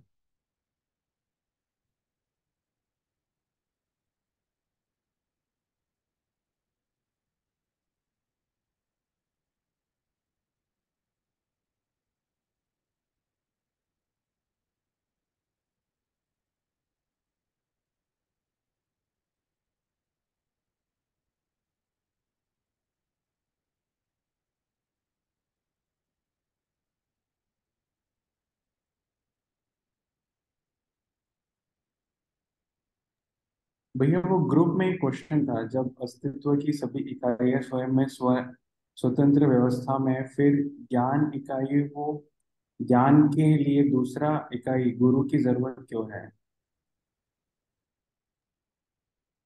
इस पे नहीं मतलब थोड़ा चर्चा हुई है, पर मुझे जो श्रीराम भैया का जो उत्तर नहीं आया। जो श्रीराम भैया ने उत्तर दिया था, मानव संस्कार अनुषंगी होने के कारण परंपरा में प्रवाह शिक्षा के माध्यम से होता है। चाहे निपुणता हो, व्यवहार हो, विज्ञान या ज्ञान, इनका धारक वाहक मानव परंपरा है। अन्य अवस्था में वंश, ब्रेन, बीज और परिमाण अनुषंगी होने के कारण इसकी आवश्यकता नहीं है। तो ये समझ में नहीं आया मुझे। नहीं, एक तो देखे ना कि मतलब समझने का जो प्रोसेस का है, मानव को छोड़ के बाकी और किसी में है ही नहीं ताकत। जो नियम को समझने की जो ताकत है वो किसी में नहीं है। भाषा ही देखे ना, नियम छोड़ देना, भाषा जो है, क्या किसी जानवर में, पेड़ पौधों में, मिट्टी, पानी, हवा में दिखता है ये लैंग्वेज एक दूसरे से? मानव ही है जिसमें देखिएगा इतना सारा लैंग्वेज उसने डेवलप कर लिया है, इतनी भाषाएं हैं। और वो लैंग्वेज भी कहाँ सीखता है?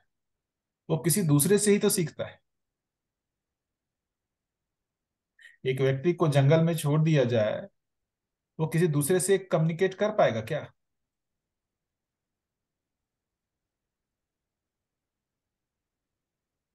तो मानव के देखेंगे तो मानव जो चीज उसमें अंदर जा रहा है, उसमें बाह्य वातावरण का बहुत बड़ा रोल है। ये सारी इंफॉर्मेशन उसको बाहर से आते हैं, बारे जो एक तरीके से कहें, जो कला है वो भी बाहर से सीखता है। इसलिए तो शिक्षा की आवश्यकता है। तो मानव के अर्थ में कहा गया मानव संस्कार अनुसंगी है, और कोई भी संस्कार अनुसंगी नहीं है।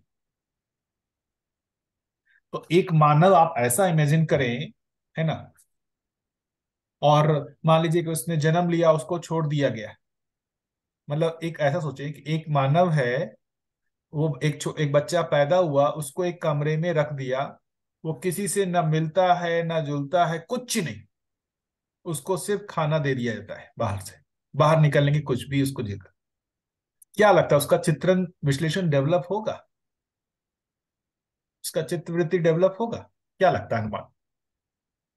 पूरी जिंदगी डेवलप होगा चित्तवृत्ति? नहीं भैया, वो किस आस्वादन नहीं करते रहेगा सिर्फ। कोई उसका डेवलप होगा ही नहीं।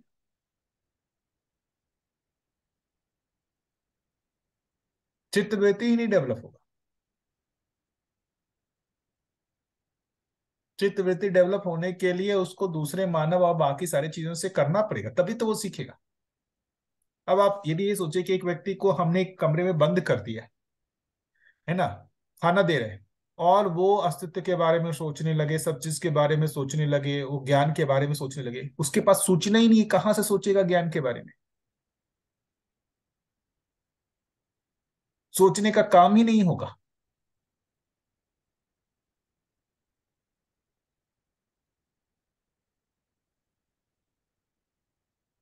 बात पकड़ में आ रही है? हाँ भैया, इसलिए बोला है कि समझाने वाला चाहिए, वही गुरु बिल्कुल। इकाई। ऐसा बोला है। तो तब जैसे जैसे एक बच्चा है, उसके जीवन में गुरु मतलब हर क्षण में अलग अलग गुरु, जैसे सबसे पहले गुरु तो माँ बाप ही होते हैं, है ना? बिल्कुल मतलब एक बच्चा। वही, अब गुरु किस अर्थ में कह रहे हैं ना, वही भाषा तो वो परिवार से ही सीख रहा है, बोलना परिवार से ही सीख रहा है। तो बहुत सारी चीजें जो वो सीख रहा है ना, वो तो वहीं से सीख रहा है। जो अभी स्पेसिफिक गुरु की जब यहाँ बात हो रही है, जहां पर वो जागृति के लिए भाषा सीख लेना कोई जागृति का रास्ता नहीं है। अभी ये सभी सीख रहे हैं भाषा, जहां पर जीवन ज्ञान की ओर हमारा संकेत चला जाए, है ना, जीवन ज्ञान की ओर हम जो है काम करने लग जाए, अस्तित्व की ओर जो है हमारा ध्यान जाने लगे, तो ऐसा जिनके प्रभाव में होने लगे वो गुरु है।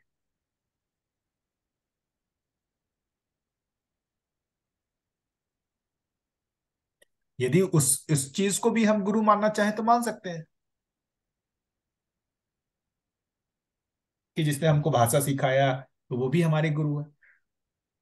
तो बस यही है कि सीखने के, जब यहाँ पर गुरु स्पेसिफिक कर रहे हैं तो जो जागृत संबंध है, जहां पर जागृति के लिए प्रयास हो रहा है, उसको गुरु संबंध की बात कर रहे हैं।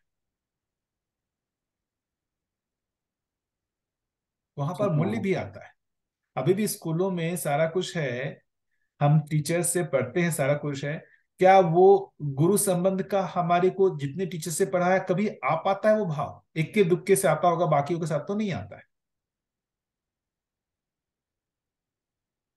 जबकि वो हमको सिखाते ही हैं कुछ ना कुछ। कोई अच्छी भाषा सिखाया, इंग्लिश सिखा दिया, मैथमेटिक्स सिखा दिया, साइंस सिखा दिया, लेकिन कभी उनके प्रति वो भाव नहीं आता,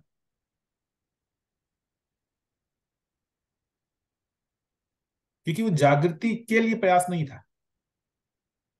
वो क्या था? वो एक प्रोफेशनल रिलेशन जिसको बोलते हैं ना, आपने पैसे दिए हैं और वो पैसे ले रहा है, इस अर्थ में वो उसके पास जो स्किल है या जो भी उसके पास क्वालिटी है वो आपको ट्रांसफर कर रहा है, बस इतना ही। उसमें कोई भाव पक्ष का लेन देन नहीं।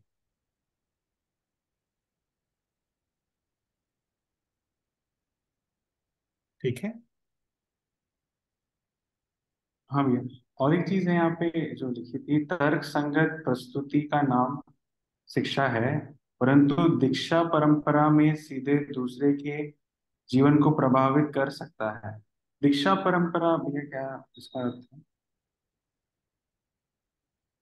एक मिनट, अभ्यास दर्शन में ना शिक्षा और दीक्षा के बारे में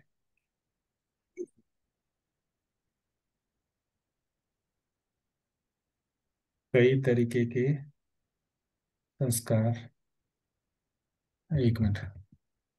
हाँ, तो ये कई तरीके के संस्कार की बात हुई है ना मानव के जीवन। तो पहला जो संस्कार है ना, वो गर्भ संस्कार का। ठीक है। हम्म।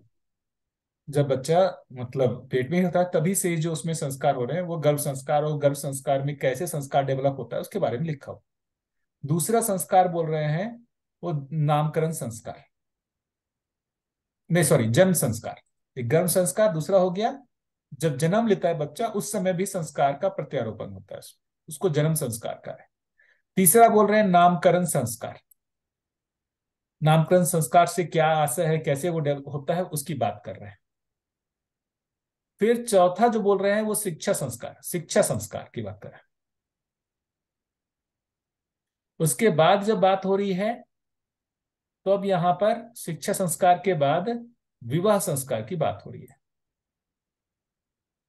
और इसके बाद जो बात आ रही है दीक्षा संस्कार। तो दो चीज आया, एक देखेंगे पहले शिक्षा संस्कार आया, उसके बाद विवाह संस्कार है, विवाह संस्कार के बाद जो है दीक्षा संस्कार है। तो ये दीक्षा संस्कार ये नहीं जो अभी बोल रहे हैं ना, कोई मंत्र दे दिया उस मंत्र का जाप करो ये दीक्षा, ये यहां पर बाबा जी वो दीक्षा संस्कार की बात नहीं कर रहे हैं।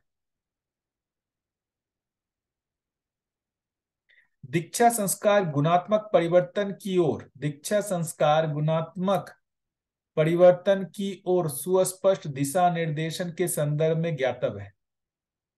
गुणात्मक परिवर्तन की ओर,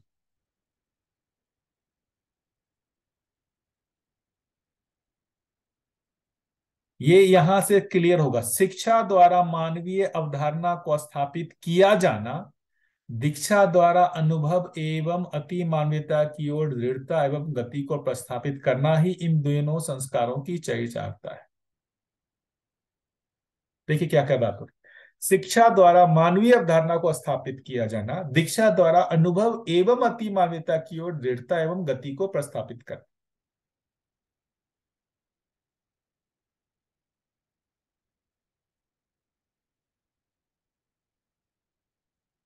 तो जो अभी अपन बात कर रहे हैं यहां पर भी शिक्षा और दीक्षा की बात जब कर रहे हैं, ये यहां से देखें,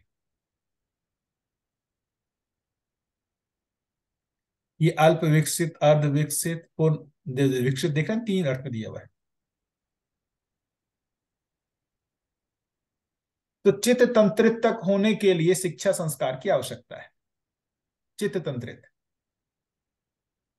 चित्त तंत्रित होने का मतलब कि उसमें धर्मपूर्ण विचार, न्यायपूर्ण व्यवहार स्थापित हो जाए शिक्षा के द्वारा, मानवीयता में वो जीने लगे। अब उससे ज्यादा के लिए क्या, ज्यादा के लिए बुद्धि की जागृति हो जाए, आत्मा की जागृति हो जाए। इसके लिए जो प्रभाव है वो दूसरे जो जागृत जीवन है उससे इस जीवन में जो प्रभाव होता है उसको दीक्षा कहा जाए।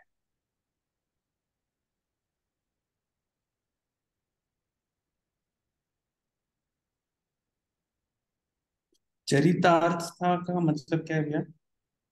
चरितार्थ का मतलब प्रूफ होना।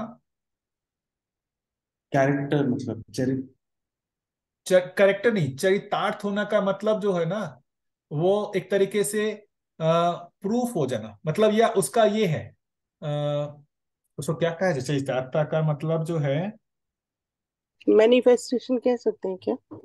नहीं नहीं नहीं, दोनों संस्कार, मतलब उसकी उपयोगिता है, उपयोगिता सिद्ध होना इस अर्थ में। तो यहाँ बोला है दीक्षा द्वारा अनुभव एवं अति मानवीयता की ओर दृढ़ एवं गति को प्रस्थापित करना ही इन दोनों संस्कारों की चरितार्थता है। मतलब उपयोगिता के अर्थ में चरितार्थता, या उसका ये हो जाना, क्या कहते हैं, स्थापित हो जाना, सफल हो जाना, इस अर्थ में कह सकते। चरितार्थ का मतलब सफल होना। तो शिक्षा से तो समझ गया भैया, शिक्षा से अवधारणा बनती है और वो स्थापित होता है, क्योंकि वो सूचना से आता है शिक्षा, मतलब शिक्षा जो है वो सूचना का ही भाग है, वो उससे अवधारणा बनती है। पर दीक्षा द्वारा जो अनुभव आता है वो किस चीज की बात कर रहे हैं? जैसे अभी मान लेते हैं, जैसे मेरा जो अनुमान बनता है, देखिए मेरा तो अभी शिक्षा वाला ही चल रहा है, दीक्षा तो हुआ नहीं है। जो मेरा अनुमान बनता है वही मैं कह सकता हूँ, उसमें ऑथेंटिक नहीं हूँ। जैसे मान लेते हैं कि जीवन को ही लेकर के देखें। अब मैं शिक्षा के द्वारा मैं शरीर नहीं हूं, मैं जीवन हूं, ऐसा मान्यता मेरे में स्थिर हो गया है ना। मैं उस अनुसार जीने भी लगा, लेकिन मैं जीवन को शरीर से अलग हटके नहीं देख पा रहा। बात पकड़िएगा। मैं शिक्षा के द्वारा अपने आप को जीवन मान करके जी रहा हूं, जीवन मान करके, जान के नहीं, जीवन मान के जी रहा हूं। उसके अनुसार मेरा जो है विचार भी हो रहा है, व्यवहार भी हो रहा है। लेकिन अब किसी दूसरे जीवन के प्रभाव में मुझ में जीवन ज्ञान भी हो गया। अब मानने की नहीं जगह मैं जानने की जगह पे आ गया। मैं स्वयं को जीवन के साथ, मैं अपने जीवन के साथ तदाकार हो गया। मैं अपने जीवन के साथ तदाकार हो गया, मुझे, मैं अपने जीवन को खुद देख पा रहा हूं। जो मान के जी रहा था अब वो जानने की जगह पे आ गया। ये दीक्षा में आएगा। तो ये दूसरे के प्रभाव में दीक्षा मिलेगी, आप ऐसे बोल रहे हो? हाँ हाँ, दूसरे जागृत जीवन से। ये खुद में दीक्षा नहीं ले सकते, मतलब खुद से नहीं, नहीं होगा दीक्षा? दूसरे जागृत जीवन। शिक्षा भी कहाँ खुद से, शिक्षा भी दूसरे मतलब जीवन से ही है। तो शिक्षा जो है वो मतलब शरीर के माध्यम से प्रभाव है। जीवन डायरेक्ट प्रभाव नहीं डाल रहा है। जैसे कोई हमसे ज्यादा टीचर है, तो वो जीवन शरीर के माध्यम से व्यक्त हो रहा है, वो शरीर के माध्यम से मेरे शरीर तक सूचना पहुंच रही है, मेरे शरीर से जीवन तक जो है ट्रांसफर हो रहा है। हम्म। दीक्षा संस्कार में डायरेक्ट जीवन टू जीवन ट्रांसफर है, शरीर की आवश्यकता नहीं।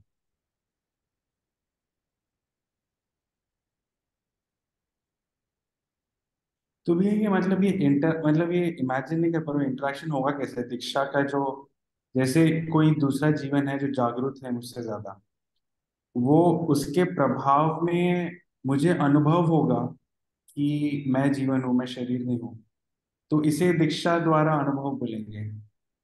बिल्कुल, देखिए वो एक्चुअली में आप में शिक्षा द्वारा वो स्थापित हो जाता है ना। और आप जो है हो गया, लेकिन फिर भी आप में वो तृप्ति नहीं मिल रही है। आप इस जीवन के जो भी है स्वयं के साथ तद्रूप होने के लिए, तदाकार होने के लिए आप सोच रहे हैं, प्रयत्नशील हैं। तो दूसरे जीवन के प्रभाव में वो घटना घट सकती है। आपको दिख जाएगा कि भाई मैं शरीर से पृथक एक जीवन इकाई हूं।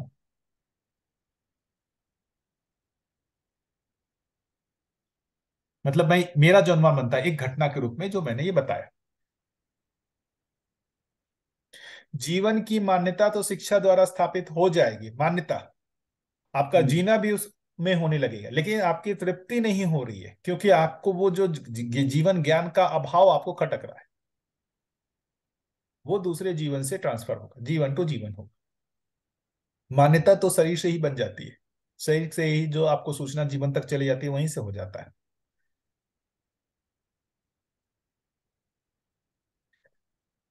ठीक है।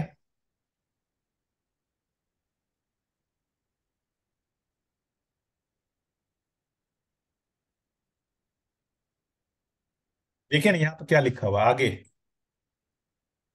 मानवीय जीवन प्रतिष्ठा के बिना दीक्षा संस्कार सफल नहीं होता है। मतलब आप में मानवीय जीवन हो चुका है, उसके बिना दीक्षा संस्कार सफल होता ही नहीं है। जब तक आप में मानवीय अवधारणा नहीं होगी, दीक्षा संस्कार आ ही नहीं पाएगा।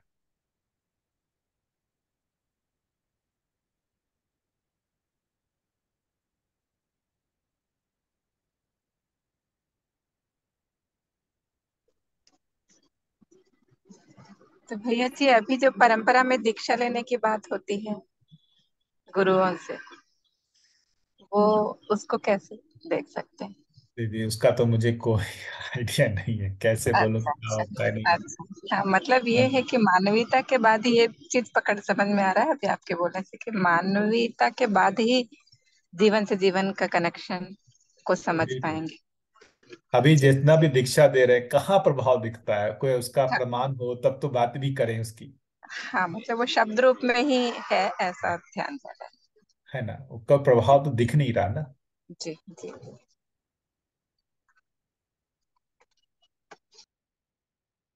जैसे मतलब अ, बाबा जी के साथ भी हुआ ही, बाबा जी को भी कई जीवन के प्रभाव में बहुत सारा कुछ हुआ ही,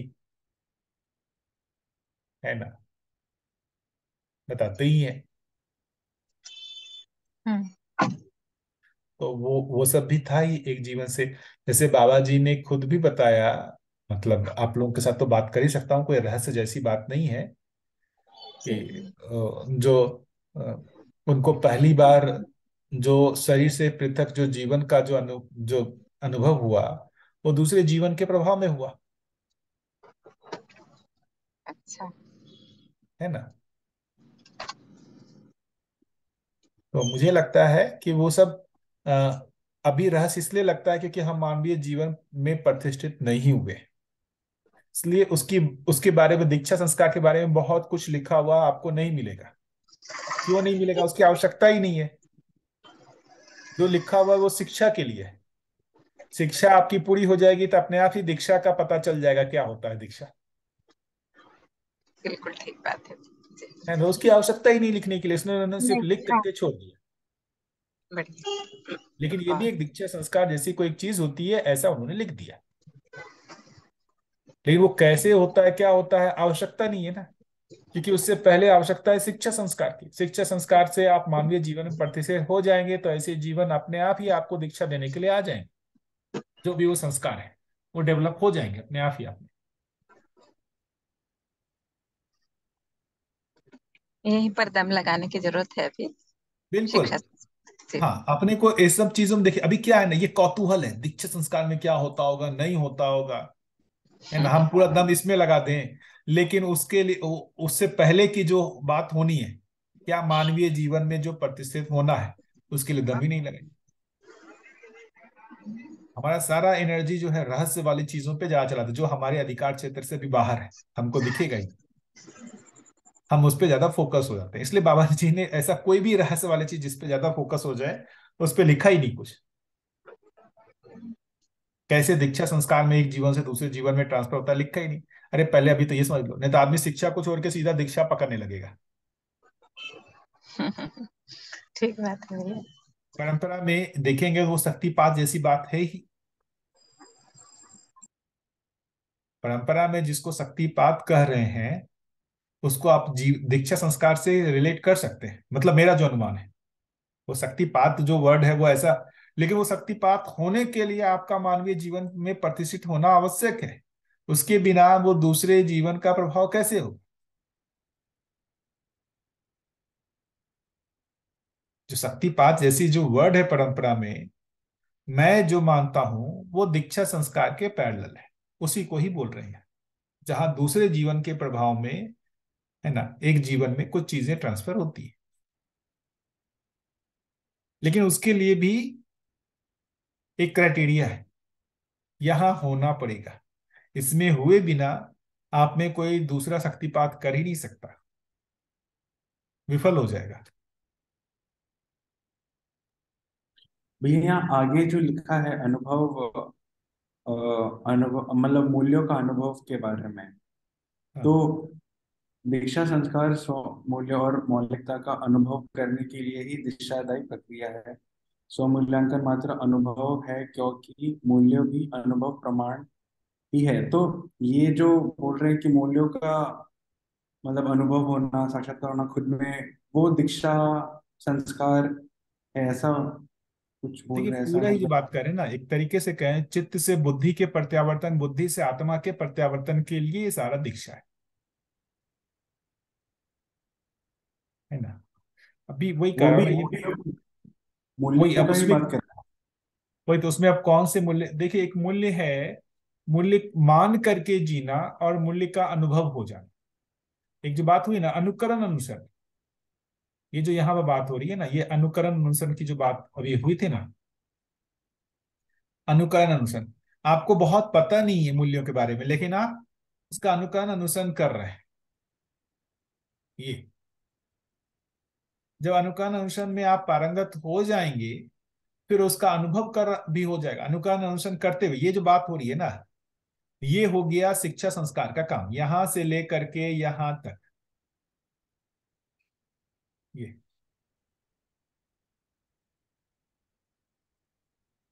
ये शिक्षा संस्कार का काम है। ये हो जाने के बाद फिर अब इससे आगे का भाई, वो जो मतलब वो है क्या मूल्य, उसका अनुभव करा देना।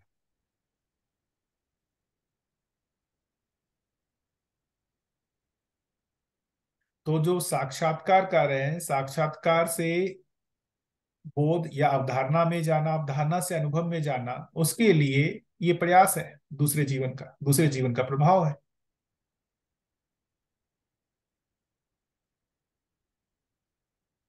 ठीक है। इसलिए अभी अपन देखिए, मतलब मैं वही बोला कि मैं, मेरे को भी कोई दीक्षा संस्कार हुआ नहीं है, शिक्षा में ही अभी अटका हुआ हूं। कैसे इसके बारे में ऑथेंटिक होके ज्यादा बात करें, लेकिन ऐसी कोई चीज होती है उसको अनुमान में रखा जाए, है ना।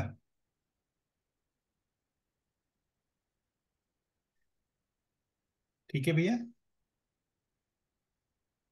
हाँ भैया, धन्यवाद। अभी इससे ज्यादा महत्वपूर्ण है ये शिक्षा संस्कार। शिक्षा संस्कार में ज्यादा जो अभी हम कर रहे हैं ना, ये शिक्षा संस्कार का काम कर रहा है। अभी हम लोग जो भी काम कर रहे हैं वो शिक्षा संस्कार के लिए काम कर रहे हैं। ये सब करते हुए जो जीने के जो आयाम हैं उसमें हम मानवीयता में स्थापित हो जाए, यही इसका लक्ष्य है, और उसी के लिए ही हमको प्रयास करना चाहिए।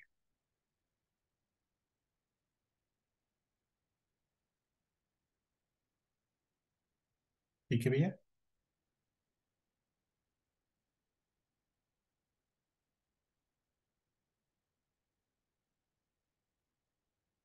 और बताइए।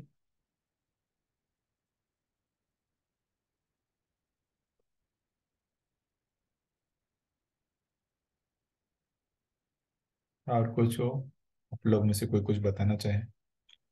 हाँ भैया, जो शुरुआत में था, मैं बीच में थोड़ा डिस्कनेक्ट हो गया। ये जो भोग से निरंतर सुख नहीं है, ये ये तो तुरंत पता नहीं चलता है। तो ये जीवन क्रिया में तो इतने सारे भाग हैं, तो मन, वृत्ति, चित्त, बुद्धि, आत्मा, तो वो उसको फिर वो कब क्लिक होता है, कब उसको पता चलता है? तो कभी तो उसको बताने से भी पता नहीं चलता है। उसको खुद जब तक रियलाइज नहीं होता है तब तक नहीं पता चलता है, ऐसा मुझे ध्यान आ रहा है भैया। तो वो देखिए जो, नहीं, हाँ, वो जो समय है, वो क्या वो स्वयं स्फूर्त होगा कि उसको तो ये जन्म में नहीं होगा तो फिर अगले जन्म तक इंतजार करना पड़ेगा? ऐसा हमको दिखता है, उसको तो दिखता नहीं सामने वाले देखिए ना, यहाँ पर लिखा हुआ है। को। अच्छा। देखिए ना, सब लोग इसको पढ़ते हैं, सब लोग।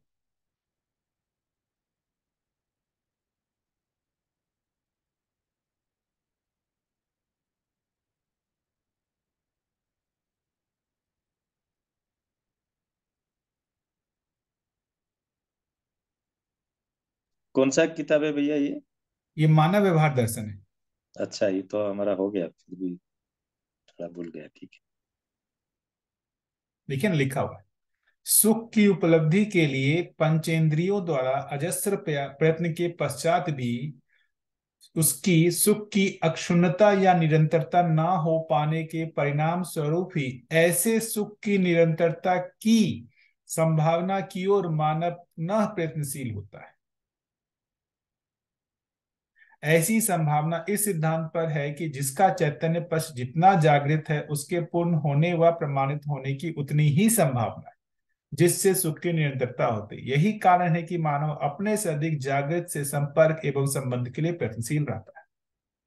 तो ये जो पहला जो काम होना है, सुख की उपलब्धि के लिए पंचेंद्रियों द्वारा अजस्र प्रयत्न, अजस्र का मतलब कई बार, के पश्चात भी उसकी निरंतरता ना हो पाने के कारण परिणाम स्वरूप ऐसे सुख की निरंतरता की संभावना की ओर मानव पुनः प्रयत्नशील होता है। मतलब ये वृत्ति में मन का मूल्यांकन होने लगा है कि भाई ये पंचेंद्रियों के द्वारा वो करने के बाद भी जो है वो उसमें सुख नहीं है।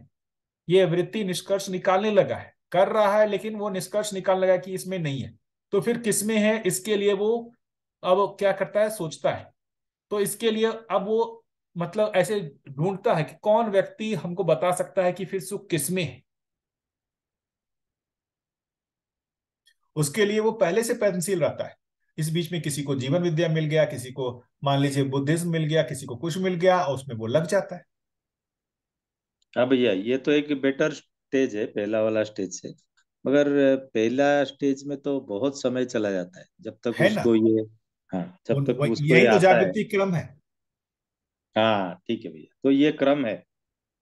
हाँ, और उसमें एक ये भी लगता है, मानवीय परंपरा रहने पर ना, वो क्रम हम्म। मतलब उस समय भी जो है ना, उसमें भी चेंजेस हो सकते हैं। अभी क्या होता है ना कि मतलब परंपरा जैसी है तो आदमी में भी वो वही मान्यताएं स्थापित हो जाती है। परंपरा बदलेंगे तो मान्यताएं भी बदल सकती है ना। हम्म। तो यहाँ परंपरा का बहुत बड़ा रोल है। अभी की स्थिति हाँ में। भैया, ये बात आपका सही है, जैसे बच्चों में दिखता है। जैसे हाँ, बच्चे छोटे थे और बड़े हो रहे, उनका उतना नहीं था, मगर परंपरा में वो देखते, चारों तरफ देखते देखते उनका भी ऐसा हो जाता है, ऐसा देख रहा हूँ। अगर परंपरा सही होगा तो ये जल्दी भी हो जाएगा। जल्दी होगा सही की स्थापना, जैसे गलत स्थापित हो रहा है ना, उनके गलत की मान्यता जा रही है, वैसे सही की मान्यता भी जा सकती है। तो परंपरा का यहाँ रोल है बहुत बड़ा, हाँ संवेदनाओं जैसे, से। हाँ जैसे हाँ, आप कल बता रहे थे कि अभी जो भोग जो है वो इतना जल्दी मिलने लगा है कि लोग उसमें सेचुरेट है के फिर ये समय पे भी आ जाते हैं, जल्दी आ जाते है ना, बिल्कुल। हैं। अभी देखिए ना, मतलब वेस्टर्न वाले परेशान हैं, हम वेस्टर्न की तरफ जाने के लिए, भोगवादी मानसिकता में उनके जैसा बनने के लिए पूरा प्रयत्नशील है।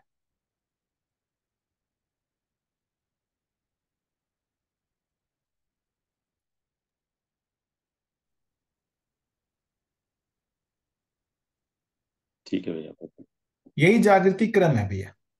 अभी के समय में ये है कि देखिए, मतलब हर जगह ही मतलब गड़बड़ी हुआ हुआ है ऐसा नहीं। कुछ एक लोग ऐसे हैं जो अभी भी अच्छे हैं, अच्छे जी रहे हैं, ऐसे बहुत सारे परंपराएं हैं, है ना। उन परंपराओं के माध्यम से लोगों को कुछ ना कुछ तो सूचना मिल ही रही है अच्छी की, है ना। बहुत सारे अभी परंपराएं हैं।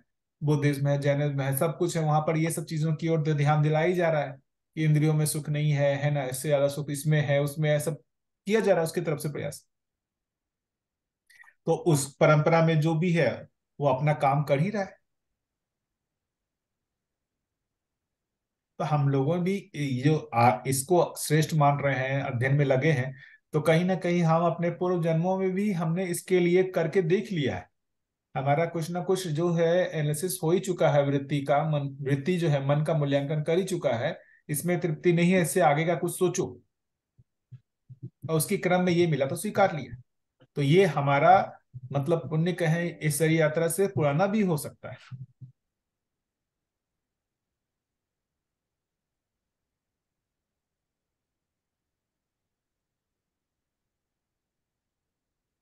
अब तो इतना आसान हो गया ना, इतने तरीके के भोग उपलब्ध करा दिए गए ना। आदमी एक ही शरीर यात्रा में ना इतना प्रयत्न कर लेता है भोग से सुखी होने का, कि वो जो पहले 5 शरीर यात्रा में जितने तरीके के भोग करता होगा, वो आज 10 साल में कर लेता है। हम्म। सही बात तो ये एक्सेलरेट हो गई है गाड़ी। जो है। 5 जन्म में जो निष्कर्ष बनते वो 10 साल में निष्कर्ष बन जा रहे हैं कि भोग में तृप्ति नहीं हो रही। पहले भोग के उतने साधन ही नहीं थे। एक शरीर नहीं, यहाँ जो यात्रा। हाँ। हाँ भैया। यहाँ जो लिखा है, जैसे ऐसी संभावना इस सिद्धांत पर है कि जिसका चैतन्य पक्ष जितना जागृत है, उसके पूर्ण होने वह प्रमाणित होने की उतनी ही संभावना है। तो जैसे जैसे इस शरीर यात्रा में, जैसे एक्स वैल्यू तक चलेगा एक चैतन्य पक्ष, एक आदमी मतलब एक जीवन का, और दूसरे दूसरे शरीर यात्रा में उसको पूर्ण होना है, तो वो मतलब वो एक्सेलरेट होगा, मतलब वो जल्दी पूर्ण मिलेगा कि उसको फिर पूरा जीवन ढूंढना ही पड़ेगा पूर्णता का जो है उसका। है मतलब ना। जब तक उसको अनुकूलता नहीं होगी, गुरु नहीं मिलेगा या फिर अनुभव नहीं होगा, तो फिर से भटकता ही रहेगा ना वो। नहीं देखिए, वो प्रयत्नशील तो रहेगा ही, आप हम सब लोग प्रयत्नशील रहे ना, ढूंढ रहे ही थे। मिला तो इसको कर लिया, एक्सेप्ट कर लिया। तो कहीं ना कहीं हमने पुराने इस तरीके की, भाई इसमें सिर्फ सुख नहीं है, यदि इसको सिर्फ सुख का स्रोत माना होता, आज पूरी तरीके से लगे रहते कैसे ज्यादा से ज्यादा पैसा कमाया जाए और ज्यादा से ज्यादा भोग की वस्तुओं को इकट्ठा किया जाए। ये भी तो लक्ष्य हो सकता था। ऐसे लोग भी होंगे ना आपके निकट में जिनका पूरा लक्ष्य होगा कि ज्यादा से ज्यादा पैसा कमाना, ज्यादा से ज्यादा भोग के इकट्ठा करना, होगा कि नहीं होगा? आप देखते ही होंगे, हम्म। है ना। लेकिन आप तो उसमें नहीं है। ठीक है, हो गया यार, कुछ और सोचना है, इससे आगे का सोचना है। इसका मतलब ये एनालिसिस ये पहले हो चुका है हमारे में।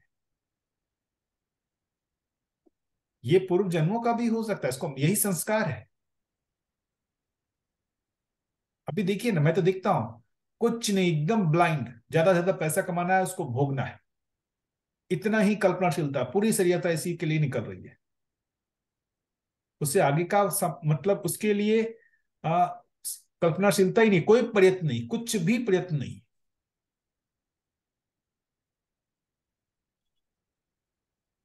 तो हम जो हमने पूर्व जन्मों में किया हुआ है वो इस शरीर यात्रा में काम आ रहा है। देखिए, मुझे तो लगता है कि मेरा अपना जो मैं दिखता हूं कि मेरे को तो काम आया, जबकि मैं बहुत धनाढ्य परिवार, एक सिंपल एवरेज फैमिली से हूं। लेकिन फिर भी पता नहीं, मुझे ये लगा कि यार इससे तृप्ति नहीं हो सकती, क्योंकि दिखने लगा कि भाई जिनके पास है उनकी तृप्ति तो हो नहीं रही है, मेरी तृप्ति कहां से होगी।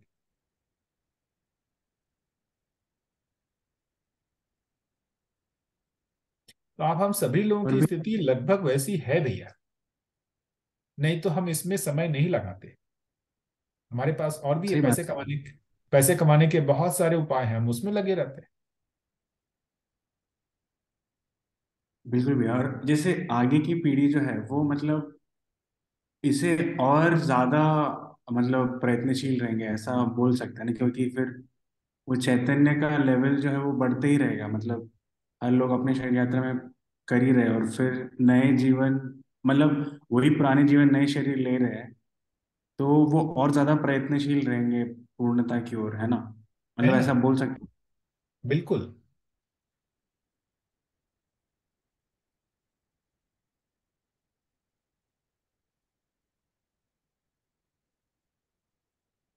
इसलिए तो कह रहे हैं, देखेंगे अपने जो यहाँ पर गुरु की महिमा को कहा गया, गुरु का मतलब क्या है कि भाई अपने से अधिक जागृत के संपर्क और संबंध के लिए हर आदमी, देखिए ना अभी भी अपने देश में चाहे वो कितना भी भोग कर रहा हो, कुछ भी कर रहा हो, लेकिन किसी ना किसी को गुरु माना हुआ है कि नहीं। जितने भी धनाढ़ है, सब कुछ है, किसी ना किसी को गुरु माने हुए हैं कि नहीं माने हुए, है या नहीं। अभी भी स्थिति में देखें, है कि नहीं।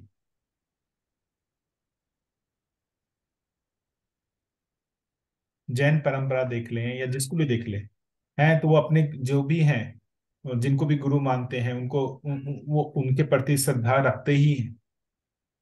उनसे जो भी है कुछ अच्छा सुनना ही चाहते हैं। मतलब उनको ये समझ में आता है कि भाई मेरे से ज्यादा जागृत आदमी है। ये अभी भी है ऐसी स्थिति। भैया जो पैसा कमाना चाह रहा है वो अपने से ज्यादा जो पैसा कमा रहा है उसको गुरु बना के रखे हैं। हाँ बिल्कुल। जो पैसा कमा रहा है, जो उससे ज्यादा पैसा कमाया हुआ है उसको गुरु मान के रखा हुआ है ही बिल्कुल।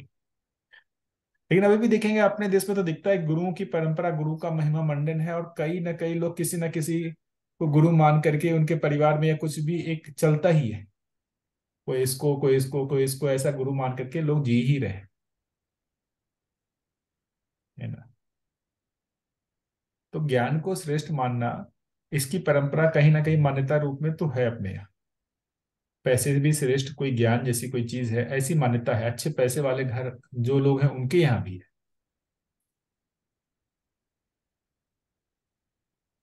चलिए बढ़िया। और कुछ।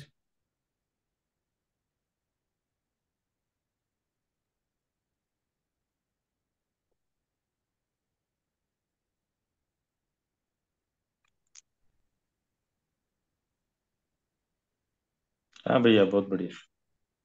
भैया बहुत जो बढ़िया भैया। भोग वाला जो जो सामने वाले को भी जो भी बताते हैं, थोड़ा चर्चा भी होता है, संवाद भी होता है। अगर सामने वाले को वो समझ नहीं भी होता है तो उसको छोड़ दें भैया, कि उसके लिए समय जो लगेगा लगेगा जागृति क्रम में।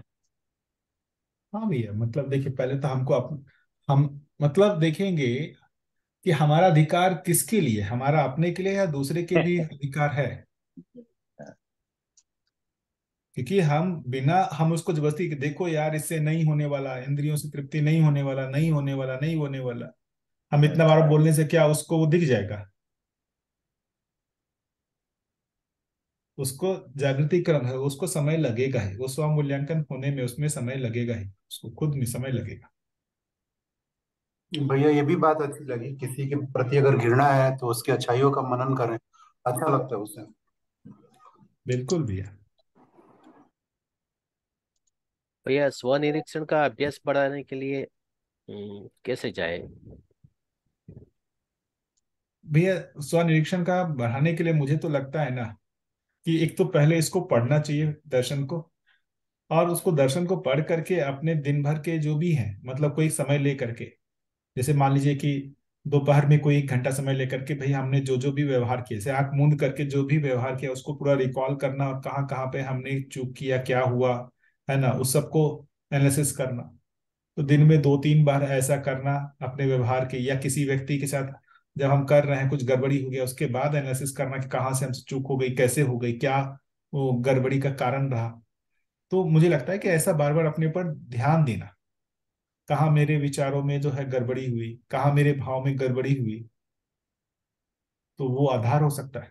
और ये दर्शन पढ़ना ताकि उसके नियम को पकड़ पाए, मतलब उसके जो कहते हैं ना जो सीक्वेंसिंग है, कहाँ से क्या ट्रिगर हुआ, मन से वृत्ति, वृत्ति से चित्त, कैसे हुआ, क्या हुआ, ये सारे प्रोसेसिंग को समझने के लिए दर्शन पढ़ना पड़ेगा। वरना वो प्रोसेस आपको समझ में नहीं आएगा, है ना जी, भैया। बढ़िया भैया। Thank you. बढ़िया। मिले फिर। हाँ भैया बहुत बढ़िया। आपको बहुत धन्यवाद।